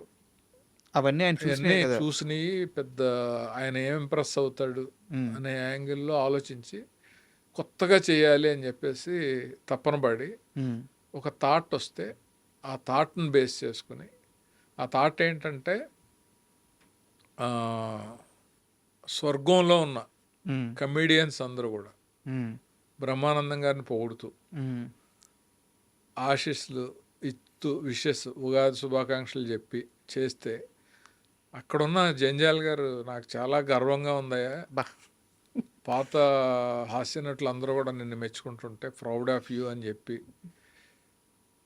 వాళ్ళ ఆశీస్సులు గులాబీ రేకుల్లాగానో అక్షంతలాగో పైనుంచి వేస్తూ ఉంటే బ్రహ్మానందం గారి మీద పడి ఆయన దండం పెట్టుకుంటే బాగుంటుంది అనే ఐడియా వచ్చింది. వింటుంటేనే గూస్బంప్స్ వస్తున్నాయి సార్. అది చేశాను నేను ప్రాక్టికల్గా. ఏఐలో చేశారా? చేస్తే ఆ, ఆ సన్మానంలో ఆయన కళ్ళ నీళ్ళు పెట్టుకుని, కాశీ నీ కష్టం కనపడుతుంది, నా మీద ఉన్న నీకు ఇష్టం కనపడుతుంది, అంత బాగా చేసావయ్యా, ఉమ్, ఎన్నో సన్మానాలు చూశాను కానీ ఈ సన్మానంలో నేను చాలా పొందిన తృప్తి చాలా ఉందని చెప్పి ఆ రోజు చెప్పాడు. ఆ మర్నాడు ఒక అరగంట మాట్లాడి నాకు ఫోన్ చేసి చెప్పాడు. అది యూట్యూబ్లో ఉంది, సార్. ఎవరైనా చూడొచ్చు. అంటే కాశీ విశ్వనాథ్ బ్రహ్మానందం గారిని విష్ చేయడానికి కోరిక మేరకు వచ్చిన సెలబ్రిటీస్ అని ఉంటుంది. అంటే ఎట్లాగో టాపిక్ వచ్చింది కాబట్టి నేను కంటిన్యూ చేస్తున్నాను సార్. ఇన్ని సంవత్సరాల నుంచి ఇండస్ట్రీలో ఉన్నారు. మీ ట్రావెలింగ్లో మీరు చేయాల్సిన 100% ఫుల్ఫిల్ చేశారు, అప్డేట్ అవుతున్నారు, పోతూ ఉన్నారు. ఇంత అప్డేట్ అవుతున్నారు కదా మీరు. నేను ఓపెన్గా అడుగుతున్నాను, ఇప్పుడు వస్తున్న యంగ్ డైరెక్టర్స్లో అద్భుతాలు చేసేవాళ్ళు కొంతమంది ఉన్నారు. బట్ చాలామందికి ఆల్ ఆఫ్ సడన్గా ఛాన్స్ వస్తుంది, ఫిలిం మేకింగ్ మీద పట్టు దొరకట్లేదు, సగం సినిమా అయిపోయిన తర్వాత సినిమా ఆగిపోతుంది. అంటే రోజు ప్రెస్ మీట్లకు వెళ్తా చూస్తున్నాను, నాకు తెలిసి మీరు చూస్తుంటారు. ఆ, ఇలా ఛాన్స్ వచ్చేసిందని చెప్పి స్కిల్ లేకుండా సినిమా స్టార్ట్ చేసే డైరెక్టర్లు ఉన్నారు. సో ఈ ఫిల్టర్ ఎలా జరగాలి, గుడ్ బ్యాడ్, ఈ ఫిల్టర్ ఎలా జరగాలంటారు? అంతకుముందు మీరు చెప్పినట్టు మీరు 15 ఏళ్ళు 10 ఏళ్ళు చేసేవాళ్ళు, ఇంక ఫిల్టర్ అదే, ఆ ప్రాసెస్సే ఫిల్టర్. బట్ ఇప్పుడు ఆ ఫిల్టర్ లేకుండా పోయింది. అంటే ఏం లేదు, ఆ, డబ్బు ఉంటే ఎవరైనా సినిమా తీసేయచ్చు. ఉమ్, నేనే డైరెక్టర్, నేనే మ్యూజిక్ డైరెక్టర్, నా టేస్ట్ ప్రకారం నేనే ఎడిటర్ అనే పేర్లు వేసేసుకుని చేసేసే అవకాశం ఉంది ఇక్కడ. ఉమ్, డబ్బే ఉండాలి, డబ్బన్నా ఉండాలి, లేకపోతే డబ్బున్నవాడు ఇతని మాటలకు పడిపోయన్నా ఉండాలి. ఉమ్, ఈ రెండిట్ల వల్లే అవగాహన లేని డైరెక్టర్స్ తోటి సినిమాలు వస్తున్నాయి. ఫెయిల్యూర్ రేట్ కూడా పెరుగుతుంది. కరెక్ట్. ఇప్పుడు డైరెక్టర్ అంటే ఎవరు? ఒక అల్లుళ్ళు అంటాడు. ఉమ్, సబ్జెక్ట్ కూతురు లాంటిది నిర్మాతకి. కూతురు జీవితం బాగుండాలన్నా, తన జీవితం బాగుండాలన్నా అల్లుడిని సెలెక్ట్ చేసుకునేటప్పుడు సరైనోడిని సెలెక్ట్ చేసుకుంటే ఉమ్, ప్రాజెక్టు సరైన విధానంలో వెళ్తుంది. ఒక రాంగ్ పర్సన్ను, అవగాహన లేని పర్సన్ను చేసుకుంటే బడ్జెట్ పెరిగిపోద్ది, సినిమా ఆడదు, తీసేసిన సినిమాని చూసి ఏముంది దీంట్లో, అసలు ఫీల్ అవటానికి ఏమి లేదు, ఇన్వాల్వ్మెంట్ లేదు, ఇలాంటివన్నీ వస్తాయి. సార్. సో అందువల్ల ఏంటంటే ప్రొడ్యూసర్సు అంటే చాలామంది స్మార్ట్గా బిహేవ్ చేస్తున్నారు. కొత్త ప్రొడ్యూసర్సు మాటల్లో పడిపోతున్నారు. ఒకటి మా వాక్చాతుర్యానికి పడుతున్నారు, రెండు వాళ్ళు చీటింగ్కి పడుతున్నారు. ఉమ్, ఏమండి 50 లక్షల్లో సినిమా తీసేస్తాను మీకు, నిర్మాత ప్రెస్ మీట్లు పేర్లు అన్నీ వచ్చేస్తాయంటే అతను ఏ రియల్ ఎస్టేట్లోనూ ఒక 5 కోట్లు 10 కోట్లు సంపాదిస్తే 50 లక్షలే కదా అని దిగుతాడు. ఉమ్, అది షెడ్యూల్ అయ్యే మధ్యలోనే అయిపోద్ది. అతను అప్పటికి ఊరంతా ప్రెస్ మీట్లు పెట్టి నేను నిర్మాతనే సినిమా తీస్తున్నానని అడావుడిగా చెప్పుకుని ఉంటాడు. మళ్ళీ పరువు తక్కువ అని చెప్పి ఇంకొక 50 లక్షలు, ఇంకొక 50, అలాగే 7-8 కోట్లు అయిన సందర్భాలు కూడా ఉన్నాయి. అయిపోయింది జీవితం. అయిపోయింది. డైరెక్టర్కి ఆ ప్రాసెస్లో మెయింటెనెన్స్ అంతా బాగుద్ది, ప్రొడ్యూసర్కి మొత్తం బాగుద్ది. మెయింటెనెన్స్ కూడా లేకుండా పోద్ది. అంతే కదా. అయితే నాకు తెలిసిన రియల్ టైం ఎక్స్పీరియన్స్ చెప్తాను.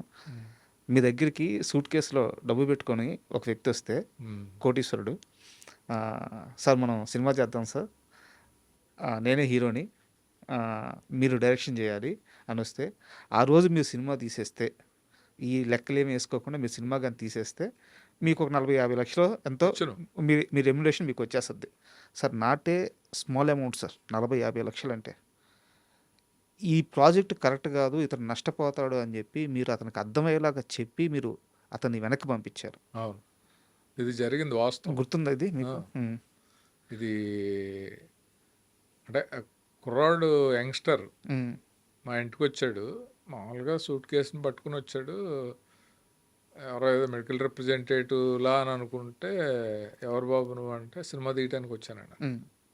"రా కూర్చో" అని చెప్పి, "ఏంటి చెప్పు" అనంటే, "ఇలాగ" అంటే, "సినిమా అంటే ఆషామాషీ కాదు. మంచి స్టోరీ ఉండాలి. ఆ స్టోరీకి తగ్గట్టు ఒక హీరో ఉండాలి." "లేదండి నేనే హీరోనండి. నేనే హీరోని. ఇదిగో 10 లక్షలు తెచ్చాను మీకు ఇస్తున్నాను. అడ్వాన్స్. మీరు సినిమా చేసి పెట్టాలి నాకు. హ్మ్. మీ గురించి బాగా విన్నాను నేను" హ్మ్.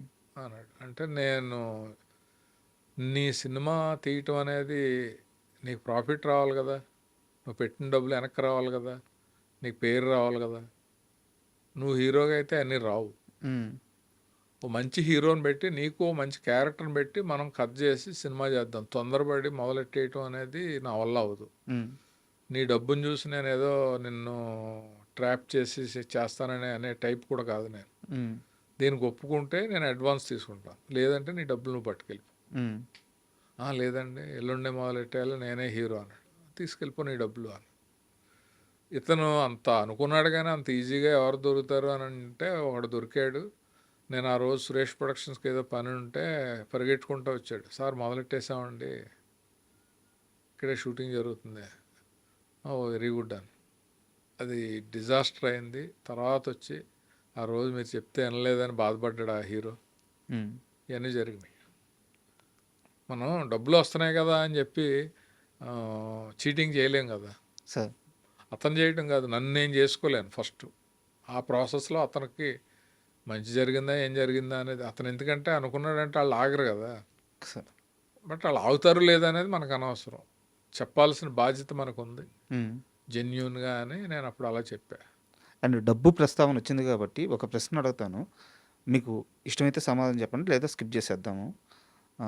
నేను తెలుసుకున్నది, కాశీ విశ్వనాథ్ చేసింది 2 సినిమాలు డైరెక్టర్‌గా. యాక్టర్‌గా చాలా సినిమాలు చేశారు. 250 పైగా సినిమాలు ఏవో చేశారు. కానీ 250 సినిమాల్లో రెమ్యునరేషన్ తీసుకుంది, పూర్తి రెమ్యునరేషన్ తీసుకుంది చాలా తక్కువ. చాలా మందికి ఫ్రీగా గూడా చేసున్నారు మీరు. ఎందుకంటే వాళ్ళంతా మీ కో డైరెక్టర్లు, మీ అసోసియేట్ అసిస్టెంట్లు ఇప్పుడు డైరెక్టర్ అయ్యారు కాబట్టి వాళ్ళ కోసం కూడా చేసిన రోజులున్నాయి. అవును. చాలా మంది దగ్గర రెమ్యునరేషన్ కూడా తీసుకోలేదు. కానీ కాశీ విశ్వనాథ్ కోటీశ్వరుడే. ఫైనాన్షియల్‌గా డిసిప్లిన్ చాలా ఎక్కువ. హైదరాబాద్‌లో చాలా స్థలాలు కొన్నాడు. అట్ ప్రెజెంట్ కూడా కాశీ రియల్ ఎస్టేట్ బిజినెస్‌లో షేర్లున్నాయి. తెలిసింది. నిజమా? అబద్ధమా సార్? రియల్ ఎస్టేట్ బిజినెస్ చేయటం అనేది అబద్ధం. ఆ! రియల్ ఎస్టేట్లో షేర్లు ఉన్నది కూడా అబద్ధమే. ఆ! బట్ ఫైనాన్షియల్ ప్లానింగ్ అనేది ఉంది. హ్మ్. ఆ, నేను ఆ రోజుల్లో నా వైఫ్ సైడ్ కానీ మా ఫాదర్ సైడ్ కానీ ఇక్కడ సంపాదించినవి కాదు, సార్. ఆ తక్కువ టైంలో కొన్ని ప్లేసెస్ తీసుకోవటం అవి బాగా పెరగటం. హ్మ్. ఆ, ఆ టైంలో చాలా ₹100 పెట్టుంటే ఇప్పుడు ₹1,00,000 అయిపోవటం అన్న టైప్లో అప్పుడు ఇన్వెస్ట్ చేసాం. హ్మ్. అది కూడా ఒక రకంగా కెరీర్లో బ్యాడ్ టైంలో నా గుడ్ టైం లాగా. నా సెకండ్ ఫిల్మ్ డైరెక్షన్ అయిపోయిన తర్వాత థర్డ్ ఫిల్మ్ చేయటానికి వచ్చే గ్యాప్లో చేసిన ఇన్వెస్ట్మెంట్స్ అన్నీ కూడా అది గోల్డెన్ టైం అనమాట ఇన్వెస్ట్మెంట్స్కి. ఆ గోల్డెన్ టైం అనేది నాకు వర్కౌట్ అయింది. సార్. దట్టు నా మెంటాలిటీ కూడా బేసిక్గా అలవాట్లు లేవు నాకు.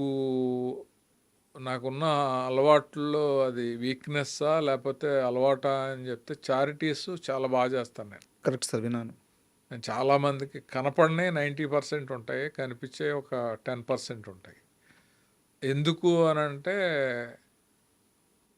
చాలా ట్రబుల్స్లో ఉన్న వాళ్ళని, కష్టాల్లో ఉన్న వాళ్ళని, కింద నుంచి పైకి వచ్చి ఒక పూట భోజనం కూడా లేని వాళ్ళని చూసే ప్రాసెస్లో ఎదిగాను నేను. అసిస్టెంట్ డైరెక్టర్ స్థాయి నుంచి ఒక డైరెక్టర్ స్థాయికి ఒక డైరెక్టర్స్ అసోసియేషన్ ప్రెసిడెంట్ స్థాయికి ఎదిగాం. సార్. అసోసియేషన్‌లో 2000 మంది మెంబర్‌లుంటే ఆళ్ళలో 100 మందికే పనుంటది. హ్మ్. మిగతా 1900 మంది ఎలా సర్వైవ్ అవుతారు? ఏంటి? అనేటప్పుడు ఆళ్ళ కష్టాలు, ఆళ్ళ బాధలన్నీ తెలిసి మొత్తం మన ఫ్యామిలీ ఎఫెక్ట్ అయ్యేలాగో లేకపోతే మనం కింద పడిపోయేలా కాదు గానీ, మన జేబులో ఒక రూపాయి ఉందంటే ఈజీగా ఒక పావలాయో, 30 పైసలో ఎదుటోడికి సాయం చేస్తే మనమేం పడిపోం గదా! అనే ఒక ధోరణితోటి నేను చాలా అయన్నీ చేస్తాను.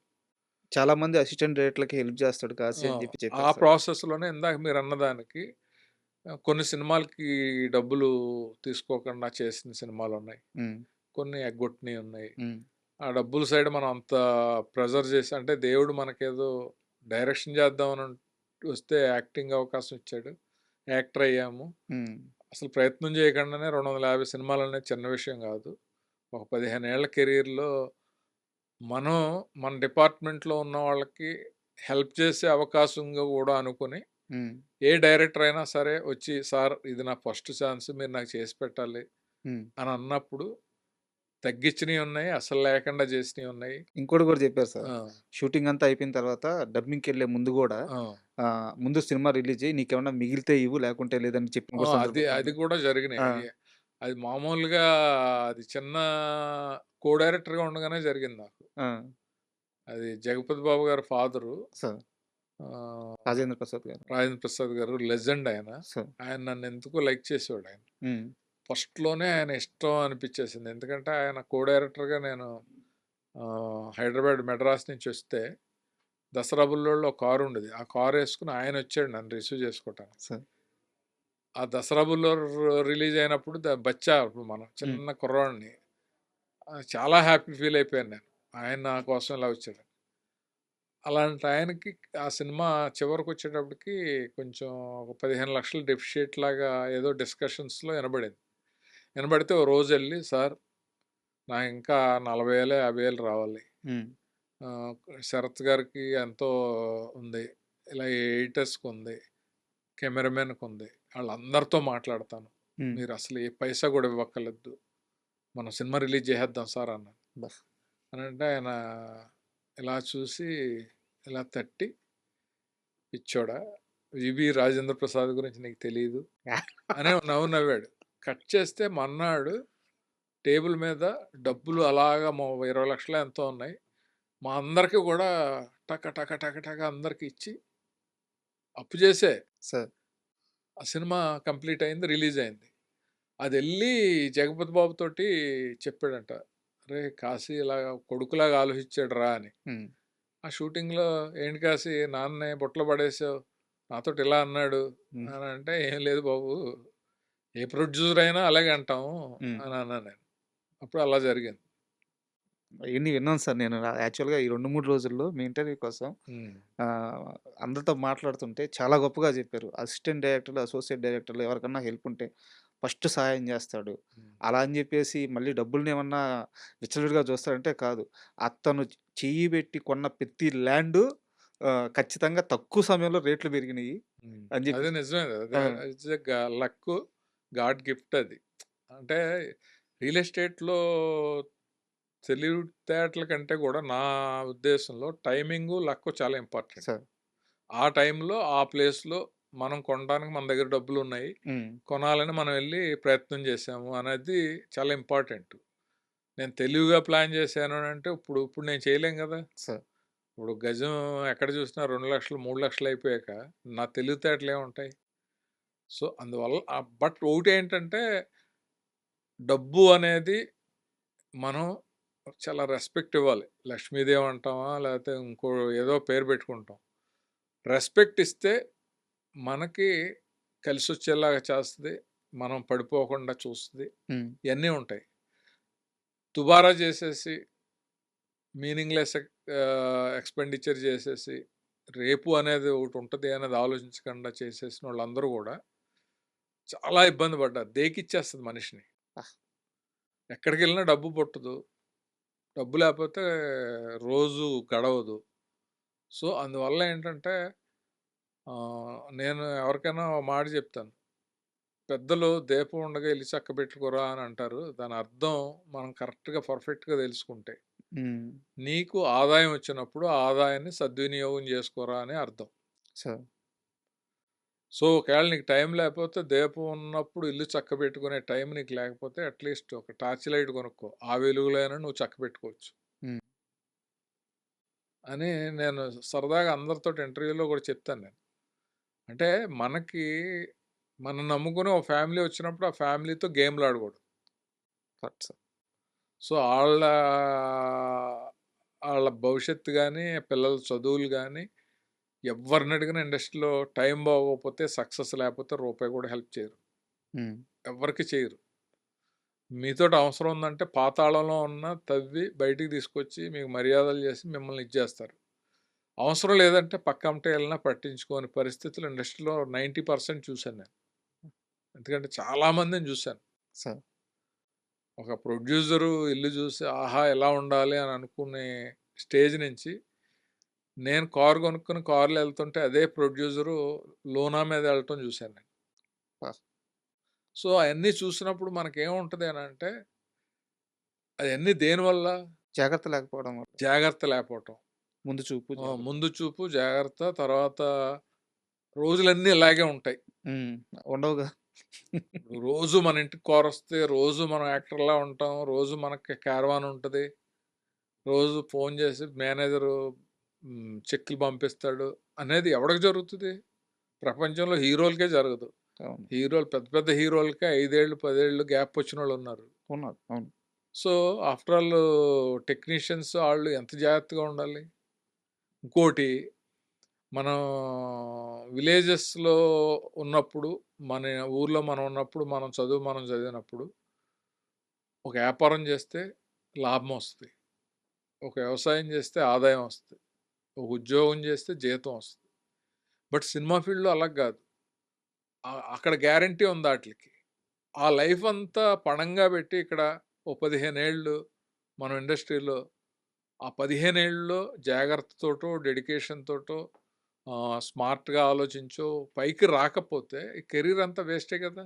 లైఫే వేస్ట్ సార్. అయిపోయింది. బయటికెళ్తే మనకు ఉద్యోగం చేసుకోవడానికి ఏజ్ బార్ అయిపోద్ది. ఇంకో పని కూడా మనకి రాదు. పని తప్ప వేరే రాదు. అలాంటప్పుడు ఎంత అట్‌లీస్ట్ ఫైనాన్షియల్ డిసిప్లిన్ అన్నా ఉంటే పోజేసుకున్న దాంతోటి ఎవరిని అడగకుండా దాంతో హ్యాపీగా బతకటానికి ఫ్యామిలీకి గాని, మనకు గాని ఉంటదే ఉపయోగం అనేది నా ఫీలింగ్. యాక్చువల్‌గా ఇది సార్ ఇంటర్వ్యూ. అంటే సినిమాలు మాకిష్టం. మీరు మాకిష్టం. అంటే మీరు మీన్స్ ఏందంటే ఆర్టిస్టులు గాని, డైరెక్టర్లు గాని మీరు మాకిష్టం. మీ సినిమాలు మాకిష్టం. సినిమాలంటే ప్రాణం. కాకపోతే ఇవి ఎంటర్‌టైన్‌మెంట్. ఇప్పుడు మీలాంటి పెద్దలొచ్చి ఇప్పుడు మీరు చెప్పారు చూడు డబ్బు గురించి ఒక మాట చెప్పారు చూడండి. అది ఇంటర్వ్యూ. హ్మ్. అది కావాలి జనాలకి. ఎందుకంటే ఒక్కడు మారినా చాలు కదా సార్. అంతే కదా! సొసైటీలో ఇప్పుడు ఇంటర్‌వ్యూస్ చూసి హ్మ్, 'ఆర్తి అగర్వాల్, తరుణ్' మధ్యన ఏముంది? ఆళ్ళిద్దరూ లవ్ చేసుకున్నారన్నారు అని ఎవరు చూస్తారు? ఎవరు పని పాట లేనోళ్ళు చూస్తారు. దేనికి? ఆటిల వల్ల ఉపయోగం తక్కువుంటది. అదే సినిమాలో లైఫ్ గురించో ఇంకోటో ఇప్పుడు మనిషి ఎక్స్‌పీరియన్స్‌లో ఉండే మంచి చెడ్డలే గదా! ఉపయోగపడేది సొసైటీకి గాని, యూత్‌కి గాని. సార్. ఆటిల్ని గ్రాస్ప్ చేసి అయి ప్రొజెక్ట్ చేసేలా ఇంటర్వ్యూలుంటే డెఫినిట్‌గా చూసినోళ్ళు గాని, మీకు మళ్ళీ ఫోన్‌లు చేసి భలే చేశారు ఇంటర్వ్యూ అని అనేలాగా ఉంటది. నాకు భలే చెప్పావు అనేలా ఉంటది. ఓ తృప్తుంటది. Correct sir. అండ్ ఒక చిన్న సరదా మూమెంట్ అడుగుతాను. అది నిజమో కాదో నాకు తెలీదు గానీ చెప్పారు. వెంకటేష్ గారు షాట్‌కెళ్ళే ముందు ఆయనకి మిర్రర్‌లో చూసుకుంటూ యాక్ట్ జేసుకోవడం అలవాటంట. అయితే చాలా తక్కువ మందిని మాత్రమే ఆ స్పేస్‌లోకి రానిస్తారంట. దాంట్లో అవును. కాశీ ఉంటారు. హ్మ్. కాశీ పక్కనుంటే వెంకటేష్ చాలా కంఫర్ట్‌గా ఉంటారు అని జెప్పి చెప్పారు. ఆయన ఆ ప్రిపరేషన్ ఎలా ఉంటది సార్ వెంకటేష్ గారిది షాట్‌కెళ్ళే ముందు? అంటే అది జనరల్‌గా భుజం మీద చేయేసి హ్మ్. ఆయనైనా బాలకృష్ణ గారైనా సరే బాగా క్లోజు. హ్మ్. సీను చెప్పమన్నప్పుడు, "ఆ! చెప్పమ్మా సీను" అని చెప్పి నేను చెప్తూ ఉంటే ఆళ్ళని హ్మ్. మళ్ళీ ఇంకోసారి మర్చిపోతే మళ్ళీ అందించి అలాగనేది జరుగుతా ఉంటది. అది ప్రతి సినిమాకి, ప్రతి అసోసియేట్ తోటి హీరోలకి అవసరం గాబట్టి బాగా కంఫర్ట్ ఉన్న వాళ్ళని తీసుకెళ్తారు. హ్మ్.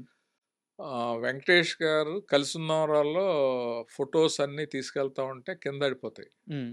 అయి చూస్తూ ఉంటే పిన్ని, అత్త ఆళ్ళ మూమెంట్స్ అన్నీ ఉంటాయి. ఆ సీన్ చాలా బావుంటది. "ఏంటి ఇన్ని ఫోటోలు తీసావా నువ్వు? భలే తీసావే" అని అడిగితే, "అవును. రేపు మేము మా ఊరెళ్ళిపోతాం గదా! మళ్ళీ తాతయ్య ఆళ్ళు పిలిస్తేనే గదా మేము అవును. ఇక్కడికొచ్చేది. ఆడికి వెళ్ళిన తర్వాత నేను ఉద్యోగానికి వెళ్తే, పిన్ని నేను ఇలా ఉద్యోగానికి వెళ్తాను విష్ చేయని, ఆ ఫోటోకి దండం పెట్టుకోవచ్చు మామయ్య, ఇలా ఇలా ఆ సీను ఎక్స్ట్రాడినరీ సీన్. అది మేమిద్దరం కలిసి కూర్చొని కోఆర్డినేట్ చేసుకుని నా భుజం మీద చేసి ఆయన ప్రాక్టీస్ చేస్తున్న విధానం ఎక్సలెంట్. ఆ సినిమాలో కూడా కళ్ళంట నీళ్ళు పెట్టేస్తుంది. చాలా బాగుంటుంది సార్ సీన్ అది. అదే సీను నాకు పర్సనల్గా కూడా ఉపయోగపడింది. ఓకే. నచ్చావలిలో మొత్తం నేను యాక్టర్ అయిన తర్వాత ఫస్ట్ టైము కామెడీ సీన్స్, మామూలు అన్ని సీన్స్ అన్నీ అయిపోతున్నాయి. బట్ వైఫ్ చనిపోయేటప్పుడు కళ్ళమ్మ నీళ్ళు తెప్పించేలాగా ఒక పెద్ద సీన్ ప్లాన్ చేశాడు రవి. నిన్ను టేకెన్ ఫర్ గ్రాంటెడ్ లాగా చూశాను నేను. తలనొప్పి తలనొప్పి అంటే నేను పట్టించుకోలేదు. ఒక అమృతాంజనం సీసా కూడా తీసుకురాలేదు. కానీ క్యాన్సర్ వచ్చి నువ్వు చనిపోతున్నావు. ఇప్పుడు నేను ఎలాగా నా కొడుకుని ఎలా అనే గుర్తుంది సార్ సీన్. సిచ్యువేషన్లో ఆ సీన్ చేసేటప్పుడు నాకు ఎలాగ యాక్టర్ కాదు నేను, డైరెక్టర్ మనోడు యాక్టర్ చేశాడు నమ్మకంతో. ఇప్పుడు వరకు ఫన్నీ సీన్స్ అన్నీ బాగానే వచ్చినాయి. ఈ సీన్ ఎలాగా అనుకుంటే ఓ రోజు ప్లాన్ చేశాడు. ఆ రోజు వద్దు రవి రేపు పెట్టొచ్చు కదా అని అంటే, లేదు లేదు నువ్వు చేసేస్తావు అన్నాడు. నేను పక్కెళ్ళి సీన్ ప్రాక్టీస్ చేయకుండా దేవుళ్ళందరికీ దండం పెట్టుకుని ఈరోజు ఎలాగైనా క్యాన్సిల్ అయితే బాగుండు అని చెప్పి అనుకున్నాను. షూట్. నేను అనుకోవటం దేవుడు చేశాడు ఆవిడ చేశాడు. అది ఒక ట్యూబ్ లైట్ల మీద ప్యాన్ చేసి ఆ కారిడార్లో టేబుల్ అక్కడ బెంచ్ ఉంటే దాని మీద కూర్చొని ఉంటాను. పక్కన తనీష్ ఉంటాడు. ఆ ట్యూబ్ లైట్లు వరుసగా మూడో ఎన్నో పేలిపోయినాయి. పేలిపోతే ఎక్కడో రామోజీ ఫిలిం సిటీ అమీర్పేట వెళ్ళి రావాలి, టైం లేదా.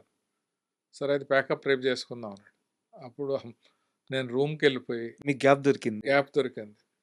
నేను తారాలోనో రూమ్ వేయమని, నేను ఇప్పుడు సిటీ రాను ఇక్కడే ఉంటానని చెప్పి ఆ రోజు 1 గంట వరకు ఈ సీన్ ఎలా చేయాలని చెప్పి అప్పుడు నాకు వెంకటేష్ బాబు తను ప్రాక్టీస్ చేసిన విధానం నా భుజం మీద చేసి నాకు చెప్పటం, చెప్పేటప్పుడే కళ్ళం నీళ్ళు రావటం, అది కరెక్ట్ ఎమోషను. దాన్ని పట్టుకుని చేద్దామని చెప్పి ప్రిపేర్ అయిపోయి మర్నాడు షూటింగ్కి వెళ్ళి టేక్ 1లో ఓకే చేసి మానిటర్ దగ్గర చూసే వాళ్ళందరూ కళ్ళం నీళ్ళు వచ్చి రవిబాబు కూడా చంపేసావు కాసి అదరగొడేసావు నువ్వు మామూలుగా అని అనేసి వెళ్ళిపోయాడు. సో ఆ రేంజ్లో నాకు అది ఉపయోగపడింది. ఆ సినిమా చూసాక కూడా నచ్చావులేలో నవ్విచ్చాడు, ఏడిపించాడు, అన్ని ఎమోషన్స్ పండించాడు అనే పేరు రావటానికి కూడా కారణం. Correct sir. నాకు ఆ సీన్ అంతా గుర్తుంది. అంటే బయట అలాంటి క్యారెక్టర్లు చాలా ఉంటాయి సార్ బయట. భార్యని అంటే వాళ్ళు ఏదో ఇబ్బంది పెట్టాలని కాదు. భార్యని ఒక గ్రాంటెడ్‌గా తీసేసుకోవడమే. నా మనిషి నేనేం చెప్పినా చేస్తది. నా కోసం ఏమన్నా చేస్తది. ఎంత మంచి రవిబాబు ఎంత మంచి సీన్ డిజైన్ చేశాడంటే దాంట్లో చాకలోడు బట్టల మూటలు తీసుకొస్తే చాకలి ఆ మూటలన్నీ దాని మీద పెట్టుకుని ఒకటి వెళ్తూ ఉంటే అది బ్యాలెన్స్ తప్పి మూట కింద పడిపోద్ది. అర్రే చూసుకోవా అని చెప్పి నేను మూట తీసుకెళ్ళి ఆ పైన పెడతాను కానీ ఒక 2 మూటలు నేను మోసుకుని లోపలికి తీసుకెళ్ళటం చేయండి. అవును. సో అంత టేకెన్ ఫర్ గ్రాంటెడ్ అంటారు అలాగా చూశాను నేను. నీకు ఏ హెల్ప్ చేయలేకపోయాను అని బాధపడే సీక్వెన్స్గా అన్నీ కూడా చాలా బాగా. కాశీ విశ్వనాథ్‌కి రవిబాబు మంచి చేశాడా? చెడు చేశాడా? మీ జీవితంలో ఆయన రోల్ ఏంటి? కాశీ విశ్వనాథ్కి మంచి చేశాడా చెడు చేశాడా అని అంటే మంచి చేశాడు. అంటే ఒక నాలో ఉన్న యాంగిల్ నాకే తెలియని ఒక కోణాన్ని బయటకు తీసుకొచ్చి నేను ప్రొఫెషనల్గా నటుడిని అవ్వాలి అని అవుతానని నమ్మి నాకు వేషం ఇచ్చి నన్ను నేను ప్రూవ్ చేసుకునేలాగా. అంటే నటుడు అవటం అనేది పూర్వజన్మ సుకృతం. బాలకృష్ణ గారు చెప్పాడు. ఆయన నాకు ఫస్ట్ షూటింగ్లో నువ్వు డైరెక్షన్ అది ఇది అని చెప్పి దీన్ని నెగ్లెక్ట్ చేయకు, నీకు అవకాశాలు వచ్చినంతకాలం ఇది చేస్తూ ఉండు. నటన అనేది పూర్వజన్మ సుకృతం. చాలామంది ఆల్బమ్లు పట్టుకుని ట్రై చేస్తారు, వాళ్ళకి రాదు. నువ్వు అసలు ఏ విధమైన ట్రయల్స్ చేయకుండా నీకు ఇన్ని క్యారెక్టర్లు వచ్చినాయి, ఇంత పేరు వచ్చింది, ఇంత సెలబ్రిటీ హోదా వచ్చింది అని అన్నప్పుడు అన్నిటికీ కారణం రవిబాబే. అతను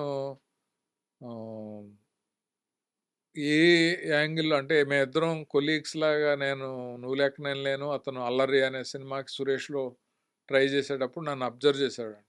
ఓకే. నన్ను అడిగిన విధానంలో కూడా ఒకటి నచ్చింది నాకు అతనిలో. క్యారెక్టర్స్‌కి ఆల్టర్‌నేటివ్‌లు రాసుకుంటాం గదా! నీ క్యారెక్టర్‌కి అసలు ఆల్టర్‌నేటివే రాయలేదు. హ్మ్. నువ్వే ఉండాలని అనుకున్నాము అని అన్నప్పుడు, అప్పుడు నేను ఇంట్లో వాళ్ళని గూడా ఒప్పించి ఫస్ట్ మా ఇంట్లో వద్దన్నారు. సార్. మీరు డైరెక్షన్ అని ఎళ్లి ఇటెళ్లి అటు ఇటు కాకుండా అయిపోద్దేమో అని కంగారు పడ్డాను. లేదు తను మనల్ని నమ్ముతున్నాడు గదా! చేద్దాం అని జెప్పి అలా చేసాం. కానీ డిఫరెంట్ మేకర్ కదా సార్ రవిబాబు గారు. 100% డిఫరెంట్ మేకరు. కాంప్రమైజ్ అవ్వడు. తన ఆలోచనలన్నీ గూడా ఆహ్, తను అనుకున్నట్టుగా సక్సెస్ చేసాడు గదా! చాలా అవును. అవును. సినిమాలు. అవును. బట్ అంటే ఏదో వెళ్తుంటది సార్. అంటే ఇప్పుడు క్లాస్ టాపర్ ఉంటాడు. ఆడికి 100కి 95 వచ్చినా సరే క్లాస్ టీచర్స్ ఉంటారు గదా!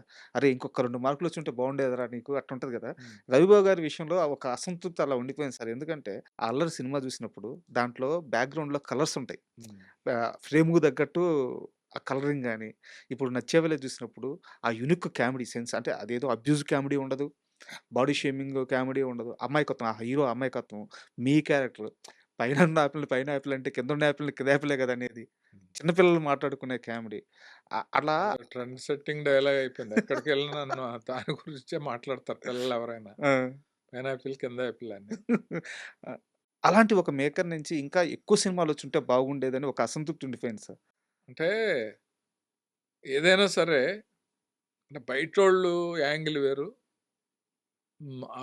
చేసేవాళ్ళ యాంగిల్ వేరు. సార్. తనకి కెపాసిటీకి తగ్గట్టు, తనకి ఉన్న అవైలబిలిటీలో, తనకున్న నిర్మాతల్ని దృష్టిలో పెట్టుకొని, తన ఐడియాలజీ, తన మెంటాలిటీ ఇయన్నిటిని బేస్ చేసుకునే తన కెరీరు పెట్టుకుంటాడు. హ్మ్. ఇప్పుడు తను పెద్ద హీరోలతోటి మాస్ సినిమాలు తీయాలంటే అవకాశాలు ఈజీ. వాళ్ళ హ్మ్. ఫాదరు రామారావు గారితోటి ఉన్నాడు. బాలయ్య బాబు నాకు తెలిసి నాకెందుకు కథ రాయవు అని అడుగుతూ ఉంటాడు. అబ్బా! రవిబాబు గారు. బోలెడు సార్లు అడిగాడు. ఆ! అన్నీ ఉండి గూడా తనేంటంటే ఆహ్, సెట్‌లో తనేమనుకుంటే అలాగా ఒక డిక్టేటర్‌లా ఉంటాడు. హ్మ్. అలా ఉండాలి అంటే మేకర్స్ తోటి గాని, స్టార్స్‌తో గాని కుదరదు. సార్. బట్ ఆ స్టైల్‌లో నేను చేయలేను గాబట్టి అతను వద్దనుకుంటాడు. హ్మ్. ఇప్పుడున్న స్టైల్‌లో అతను చేసుకుంటున్నాడు కాబట్టి చేసుకుంటున్నాడు. ఏదైనా సాటిస్ఫాక్షనే గదా! ఇందాక మీరు మాట్లాడుతూ బాలకృష్ణ గారు నాతో ఇలా చెప్పారండి. ఇలా మీ ఎక్స్‌పీరియన్స్ షేర్ చేసుకున్నారు బాలకృష్ణ గారితో. అండ్ మీకు మంచి ర్యాపో ఉంది. ఆ! సార్ ఇది వాంటెడ్‌గానే అడుగుతున్నాను. బాలకృష్ణ గారి మీద నా ఇంటర్వ్యూలో కూర్చున్న ప్రతి ఒక్కరు పాజిటివ్‌గానే చెప్పారు. అవును. ఆయన బంగారం కాకపోతే ఒకటే. మనం లిమిట్‌లో మన మన మన యాక్సెస్ ఎంతవరకో అది మనకు తెలిసుండాల. బట్ బయట మాత్రం ఆయన మీద ఒక రకమైన నెగెటివ్ ప్రొపగండా దారుణంగా క్రియేట్ చేసేసారు. అవును. దీని మీద మీరేమన్నా మీ అభిప్రాయం చెప్పగలరా? ఏం లేదు దూరం, దగ్గర. హ్మ్. దూరంగా ఉన్న ప్రదేశం గాని, వస్తువు గాని, మనిషి మీద మనుషులకు రకరకాల ఒపీనియన్‌లుంటాయి. సార్. అంటే ఆ రోజు ఆళ్ళు చూసిన విధానం, ఆ రోజు ఆళ్ళు చూసిన ప్రవర్తన చూసి దాన్ని క్యారెక్టర్ అస ఇప్పుడు నేను మిమ్మల్ని కోప్పడుతుండగా ఎవడో చూసాడు. సార్. ఆయనకి కోపం ఎక్కువ అని అనుకుంటారు. హ్మ్. కోపం ఎందుకొస్తది నాకు? నేనేదో తప్పు చేసుంటాను. అది తెలవదు కదా అది. హ్మ్. అదర్ యాంగిల్ తెలుసుకోకుండా ఫార్మ్ అయిన ఒపీనియన్స్ తప్ప నిజంగా బంగారం ఆయన. అబ్బా! హ్మ్. ఆహ్, ఎక్కడ అసలు ఇబ్బంది ఉండదు. హ్మ్. గుడ్‌లా కష్టపడతాడు ఆయన. డైరెక్టర్‌లకి ఎలా కావాలంటే అలా చేస్తాడు. హ్మ్. ఒక మాట అంటే ఆ మాట మీద నిలబడకపోతే కోపం వస్తది ఆయనకి. సార్. మరి ఆలోచించుకుని చెప్పాలి కదా! మాలాంటోళ్ళ దగ్గరికి వచ్చేటప్పటికి. ఇప్పుడు ఏదో చిన్న హీరోలు చెప్పినట్టు గ్యాస్ కొట్టి హ్మ్. కాశ్మీర్‌లో ఓ సాంగ్ తీస్తామండి, కన్యాకుమారిలో ఓ సాంగ్ తీస్తామని కబుర్లు చెప్పేసి, హ్మ్. లేదండి రామోజీ ఫిల్మ్ సిటీలో చేస్తున్నాం అంటే కోపం ఎందుకు రాదు ఆయనకి? కరెక్ట్. సో, మనం ఏది జరుగుతుందో చెప్పాలి. మన పొజిషన్ చెప్పాలి. హ్మ్. ఆహ్, ఆ దగ్గర నుంచి చూస్తే ఆయన ఎంత గొప్పోడో, ఎంత మంచోడో అనేది మనకి చూసినోళ్ళందరికీ అర్థమవుద్ది. నేను అలా చూసాను కాబట్టి. సార్. దాదాపు 85లో మా పరిచయం. హ్మ్. ఇప్పటికీ అదే రిలేషను. సార్. చూడగానే ఆప్యాయతగా మాట్లాడతాడు. హ్మ్. అలా అని నేను ఓవర్‌గా వెళ్ళడం, హ్మ్. అవసరమైతే ఆయన నాకు ఫోన్ చేసిన సందర్భాలుంటాయి. హ్మ్. మరీ అవసరమైతే నేను మాట్లాడిన సందర్భాలుంటాయి తప్ప, హ్మ్. ఆ పరిచయాన్ని చిరంజీవి గారు గానీ, బాలకృష్ణ గారు గానీ, వెంకటేష్ బాబు గానీ వీళ్ళతో బాగా క్లోజ్‌నెస్ ఉంది. ఆ క్లోజ్‌నెస్ నేను అసల కొంచెం గూడా మిస్‌యూజ్ చేయను. సార్. చాలా అపురూపంగా వాడుకుంటాను. ఆళ్ళు నా గురించి మీరు నాకు సన్మానం జరిగినప్పుడు డైరెక్టర్స్ కానీ రాఘవేంద్ర గారు, దాసనారాయణరావు గారు, మీ 100వ సినిమా తర్వాత సార్. 100 సినిమా అవును. తర్వాత అవును. అవును. Celebrities feelings about Kashi Viswanath అనేది కొడితే సార్. నా గురించి వాళ్ళందరూ ప్రకాష్ రాజ్ గారు, విజయసుస్ గారు, వెంకటేష్ బాబు, సురేష్ వీళ్ళందరూ ఏం మాట్లాడారని ఉంటుంది. సార్. అదేంటంటే రెస్పెక్ట్ అనేది ఎదటోళ్ళు మనకి ఇవ్వటం అనేది వాళ్ళది ఎంత ఉంటుందో బాధ్యత, మనం అలా ఇచ్చుకునేలా బిహేవ్ చేయటం కూడా రెట్టింపు ఉంటుంది. సార్. అంతే కదా. కరెక్ట్. కరెక్ట్. 100%. ఏంటండి అని మనం ఒకళ్ళు అనాలి అంటే వాళ్ళు అనాల్సిన రేంజ్లో మనం బిహేవ్ చేయాలి. దాన్ని మిస్యూజ్ చేసి మనం ఓవర్ చేస్తే ఎందుకు అనాలి, అంతకు రెస్పెక్ట్ ఇవ్వాలన్నట్టు ఉంటుంది ఎదుటోళ్ళకి. సార్. సో పెద్దోళ్ళతోటి ఎంతవరకు ఉండాలో అంతవరకు ఉండాలి. ఎప్పుడు ఏం మాట్లాడాలో అది మాట్లాడాలి, మాట్లాడిన దాని మీద నిలబడాలి. ఆయన అసలు జమ్ము. అండ్ ఈ మొత్తం ప్రయాణంలో నాకు ఇంకోటి బాగా మీ విషయంలో బాగా గుర్తుండిపోయేది, ధర్మవరపు సుబ్రహ్మణ్యం గారితో 'నమో వెంకటేశాయ' అని ఒక మూవీ చేశారు. దాంట్లో మీ ఇద్దరి కాంబినేషన్‌లో ఒక సీక్వెన్స్ ఉంటది. అదంతా శ్రీను వైట్ల గారి మ్యాజిక్ అది. జయప్రకాష్ గారిని డైరెక్ట్‌గా తిట్టలేక మిమ్మల్ని తిడుతుంటారాయన. అదే ఆ ట్రాక్‌లో ఒక చిన్న ఇది జరిగింది. శ్రీను వైట్ల నేను కలిసి పనిచేసాం ఒకప్పుడు. సార్. తర్వాత తను డైరెక్టర్, నేను యాక్టర్గా వెళ్ళిన తర్వాత కాశీ గారు ఇది ట్రాక్ అని అంటే బాగుంది, రామానుజం క్యారెక్టర్, ఆ బొట్టు పెట్టుకుని ఆ సూట్ కేసు పెట్టుకుని వెనకాలంతా బాగుంది. అస్తమాను నన్ను తిడతా ఉంటాడు, తిడతా ఉంటే నేను పడతా ఉంటాను. అంతా బాగానే ఉంది కానీ అతను ఎందుకు తిడతాడు, నేను ఎందుకు పడతాను అనేది లాజిక్ తెలవకపోతే ఈ ట్రాక్ పండదు అని చెప్పాను. చెప్తే ఏం చేద్దాం అంటారు అని అంటే, నేను నా ట్రాక్ కదా ఇది, as a writer, as a director నేను ఆలోచించుకుని ఏదన్నా కనెక్షన్ చెప్తాను నీకు అని అంటే, చెప్పండి భలేవారు అని. సో మన్నాడు వెళ్ళి చెప్పాను, ఒక షార్ట్ తీయి, నేను అడుగుతాను ఆయన్ని, గంగిగోవు లాంటి నా మీద గౌడు గేదెలాగా ఎందుకు మీరు ఎలా అరుస్తున్నారు అని అంటే, అప్పుడు చెప్తాడు, కాదు కాదు ఆ జయప్రకాష్ అనే అతను నన్ను తీసుకొచ్చి ఇక్కడ పడేశాడు, మా బావ, ఆడిని మీద అరలేక నిన్ను అరుస్తున్నానని ఏదో చెప్తే, గౌడు గేదె లాంటి అతని మీద ఉన్న కోపం గంగేవులాంటి నా మీద చూపించుకుంటే మీకు ఏంటి సార్ అంటే, ఫ్రస్ట్రేషన్ తీరుద్ది రామానుజం, నీ మీద కోపం కాదు అని అనేది క్లారిటీ ఇచ్చేసాం. అది ఇచ్చేసాక ఇంకా మీరు మీ ఇష్టం ఎన్నిసార్లు తిట్టుకోండి, అవును. నేను అలాగే ఉంటాను బ్లాంక్గా అని చెప్పానంటే అది బాగా నచ్చింది, నచ్చి పెట్టాం. సార్. సినిమాలో ఉంది అది. అవునవును. ధర్మవరం గారి టైమింగు చాలా యూనిక్‌గా ఉంటది సార్ ఆయనది. చాలా ఇష్టం నాకాయన, ఆయన యాక్టింగ్ అంటే. సో, ఆయనతో మీకున్న ఏదన్నా ఒక మంచి ఇన్సిడెంట్ ఏమన్నా షేర్ చేసుకుంటారా? అంటే సినిమాలోనే ఆ సినిమా అంతా కూడా ఆయనతోటే జర్నీ, ఆ ట్రాక్ అంతా కూడాని. తను నాకు చాలా చిన్న స్టేజ్ నుంచి పరిచయం. సార్. 'ఉషాకిరణ్‌లో' మేము 'మామాశ్రీ' అనే సినిమా చేసినప్పుడు శరత్ గారి దగ్గర కో డైరెక్టర్. అప్పుడు ఇతను అప్‌కమింగ్. సార్. అప్పుడు ఏదో ఒక క్యారెక్టర్‌కి ధర్మవరపు సుబ్రహ్మణ్యం అని అతను బాగుంటాడు అని పంపించారు. పంపిస్తే అప్పుడు నేను కో డైరెక్టర్‌గా సీన్ ఎక్స్‌ప్లెయిన్ చేయడానికి వెళ్ళాను. చూడగానే మామూలు క్యారెక్టర్ ఆర్టిస్ట్‌లా ఉన్నట్టున్నాడు, అది ఇది అనుకున్నాను నేను. ఆ సినిమా అయ్యే టయానికి అతనిలో ఎంత ఫన్ ఉంది అనేది అర్థమయ్యి మా ఇద్దరి మధ్యన కూడా రిలేషన్ బాగా డెవలప్ అయ్యాయి. తర్వాత తను పెద్ద కమెడియన్ అయిపోవటం, సార్. మేమిద్దరం మళ్ళీ కలిసి పని చేయడం అనేది బాగా అనిపించింది. అండ్ ఇప్పుడు ట్రెండ్‌కి సంబంధించిన ఒక ప్రశ్న అడుగుతాను సార్. మీరు 'కమిటీ కుర్రాళ్ళు' అనే మూవీ చూసారా? నిహారిక గారు ప్రొడక్షన్‌లో చేశారు. డైరెక్టర్ యదువంశీ ఆయన పేరు. వరుణ్ తేజ్ గారితో నిన్నే సినిమా ఒకటి పూజా కార్యక్రమం అయింది. అతనే నా డైరెక్టర్. అతనే డైరెక్టర్. 'బరి' అని చెప్పేసి. ఆ ప్రెస్ మీట్‌లో ఆయన ఒక క్వెషన్ అడిగారు. మలయాళం సినిమాలు కొంచెం హ్యూమన్ ఎమోషన్స్ మీద కాన్సెప్ట్ ఓరియెంటెడ్‌గా ఉంటాయి గదా! అలాంటి సినిమాలు బావుంటాయి. మనోళ్ళు చూస్తారు గానీ మన దగ్గర రావు. మలయాళంకెళ్ళి చూడాల్సొస్తుంటది అని జెప్పి అడిగినప్పుడు ఆయన ఒక మాట అన్నాడు.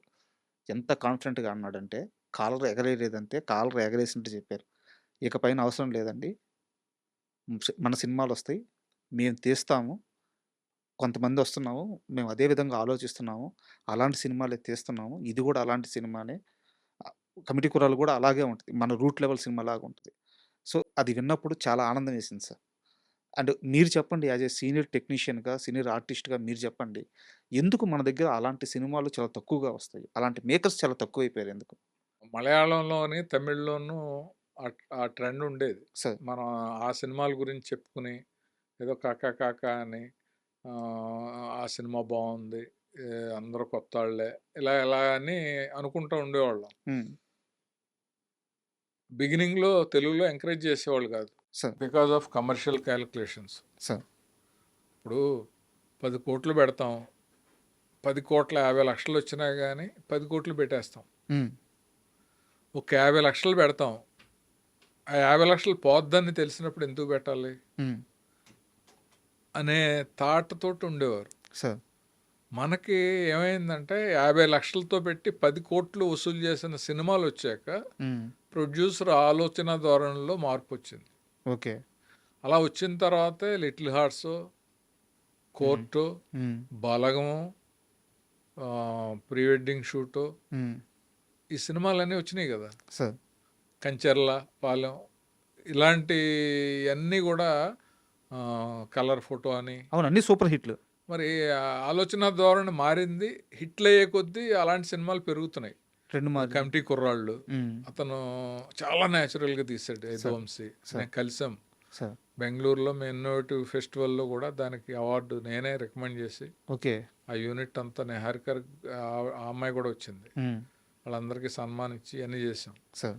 సో, ఆహ్, ఎప్పుడైనా సరే ఇప్పుడు కొనుక్కునేవాడు ఉంటే అమ్మేవాళ్ళలో మార్పు ఉంటది. హ్మ్. ఈ ఐటెమ్ కొంటలేదు అని అంటే ఆడు అమ్మడు కదా! సార్. ఈ బాగా వెళ్తున్నాయి ఇప్పుడు చిన్న సినిమాలతోటి. ఎక్కడో 'సాయిరత్' అని ఓ సినిమా 2 తీస్తే 200,00,00,000 కలెక్ట్ చేసింది. కన్నడలో 'సూఫ్రమ్ సవ్' అనే అవును. సినిమా 3,00,00,000 చేస్తే 30,00,00,000 కలెక్ట్ చేసింది. అదే 15,00,00,000 చేస్తే 'కాంతార' 300,00,00,000 కలెక్ట్ చేసింది. 'కాంతారా'లో ఆ రిషబ్ శెట్టి అనేవాడు తెలుగోడికి ఎవడు తెలుసు? సార్. తెలుసా ఎవరన్నా? చూసాం మనం. చాలా తక్కువ. మొన్న 'టీటీ అనే తమిళ్‌లో సినిమా సూపర్ గుడ్ చౌదరి గారు వాళ్ళ అబ్బాయితో జీవాతో చేస్తే అది బాగా సక్సెస్ అయింది. హ్మ్. ఇవన్నీ ఇన్స్పిరేషను, ఓ బలం, ఓ సార్. నమ్మకం, ఓ కాన్ఫిడెన్స్ లెవెల్స్ బిల్డప్ చేయడానికి ప్రాక్టికల్గా సక్సెస్ అవుతున్నాయి. అప్పుడు ఇది కానీ ప్రూవ్ అయిందంటే పెద్ద సినిమాలు తీసేవాళ్ళు ఒక 10% అయిపోయి 90% ఇటు వచ్చేస్తారు. హ్మ్. వాటికి ఒక రూట్ కాజ్ ఏంటని ఎతుక్కొని మనం ఆలోచించడం తప్ప ఇంక వేరే ఏం కాదు. అవును. ఒక చిన్న డౌట్ సార్. మీరు మాట్లాడుతుంటే నేను చాలా షాక్ అవుతున్నాను. ఇప్పుడు రిలీజ్ అవుతున్న మన సినిమాలు, తమిళ్ సినిమాలు, మలయాళం సినిమాలు, ప్రొడక్షన్ హౌస్‌ల పేరుతో సహా, కలెక్షన్స్‌తో సహా జెప్పేస్తున్నారు. పూర్తి అప్‌డేట్‌లో ఉన్నట్టున్నారు సినిమాల విషయాల్లో. 100% నేను ఓ సినిమా చేస్తున్నాను. సార్. ఇప్పుడు 'యదువంశి' ఎలా చెప్పాడో కాలర్ ఎత్తుకునేలాగా, ఆ! అలాగే నేను సేమ్ మలయాళం వాళ్ళకి మనం ఏం తీసిపోలేదు. హ్మ్. మన ఆలోచన విధానం అటు డైవర్ట్ చేయలేదు అంతే. హ్మ్. ఇన్నేళ్ళు నా ఎక్స్పీరియన్స్‌లో నేను చాలా యంగ్‌స్టర్స్‌తో పనిచేశాను కాబట్టి, నేను అప్డేట్‌లో ఉన్నాను కాబట్టి, హ్మ్. నేను ఎన్నుకున్న సబ్జెక్ట్ కూడా కంప్లీట్ చేసి నెక్స్ట్ అది డైరెక్ట్ చేయాలనుకుంటున్నాను. సార్. అది ఎవరికి చెప్పినా కూడా వాళ్ళందరూ ఇప్పటి వరకు ఫుల్ పాజిటివ్ రిజల్ట్‌లోనే ఉన్నారు. హ్మ్. సో, అది రిలీజ్ అయ్యాక మళ్ళీ మీరే నన్ను ఇంటర్వ్యూ పిలిచి, ఆ రోజు అనుకున్నామండి మీరే అలాంటి సినిమా తీశారు, భలే తీశారే అనేలాంటి ఒక సిచ్యుయేషన్ కూడా రావచ్చు. సూపర్. హ్మ్. అంటే నాకెందుకు ఆనందం కలుగుతుందంటే మీరు ఈ మాట చెప్పిన తర్వాత హ్యూమన్ ఎమోషన్స్ అనే వాటితో సినిమా తీయడం అనేది కత్తి మీద సాము లాంటిది సార్. అవును. నువ్వు లేక నేను లేననేది పేరుకే అది లవ్ స్టోరీ. హ్మ్. అది అది మా ఆయన ఒక డైలాగ్ అంటాడు. "ఇన్ని రోజులు మేము కోటీశ్వరులు అనుకున్నామయ్యా. ఇట్లాంటి బంగారు లాంటి బిడ్డలున్న మీరు కోటీశ్వరులు" అని చెప్పేసి. అవును. అసలు క్లైమాక్స్ డైలాగ్ అదే. అది హ్యూమన్ ఎమోషన్స్ అంటే. అవును. సో, అంత సెన్సిబిలిటీ ఉన్న మీలాంటి వాళ్ళు ఇప్పుడు ఆ సినిమా తీస్తే ఖచ్చితంగా ఓటీటీ ప్లాట్‌ఫామ్‌లో చూసే విధానం మారిపోయింది. ఓటీటీ గాని, బయట సినిమాలు చూసే విధానం గాని మారిపోయింది.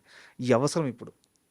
సో, మళ్ళీ మీరు కమ్‌బ్యాక్ ఇస్తున్నారంటే చాలా ఆనందంగా ఉంది. లేదు లేదు. డెఫినెట్‌గా అది ఎప్పుడు జరుగుతది అంటే ప్రాక్టికాలిటీ ఒకటి, ఫైనాన్షియల్ దీనితోటి హ్మ్. అంటే ఇప్పుడు నేనున్నాను. ఎవరో ఒక 50,00,000 1,00,00,000 పెట్టి స్టార్ట్ చేసేద్దామండి అంటే నేను స్టార్ట్ చేయను. ఎందుకంటే నాకున్న ఎక్స్‌పీరియన్స్‌కి. సార్. మనం చేసే సినిమా ఎక్కడ ఆగకూడదు. హ్మ్. అది ఆగకుండా మనం అనుకున్నట్టు సక్సెస్ అవ్వాలి అని అంటే దానికి నా దగ్గర కథ ఉండి నాకు డైరెక్షన్ చేసే స్కిల్స్ ఉండి అదొకటే సరిపోదు. సార్. పర్ఫెక్ట్ క్యాస్టింగ్ ఉండాలి. ఆ ప్రొడ్యూసర్ ప్రాసెస్లో ఎక్కడ వెనకడుగు వేయకుండా మినిమం బడ్జెట్ అయినా పెట్టగలిగి ఉండాలి.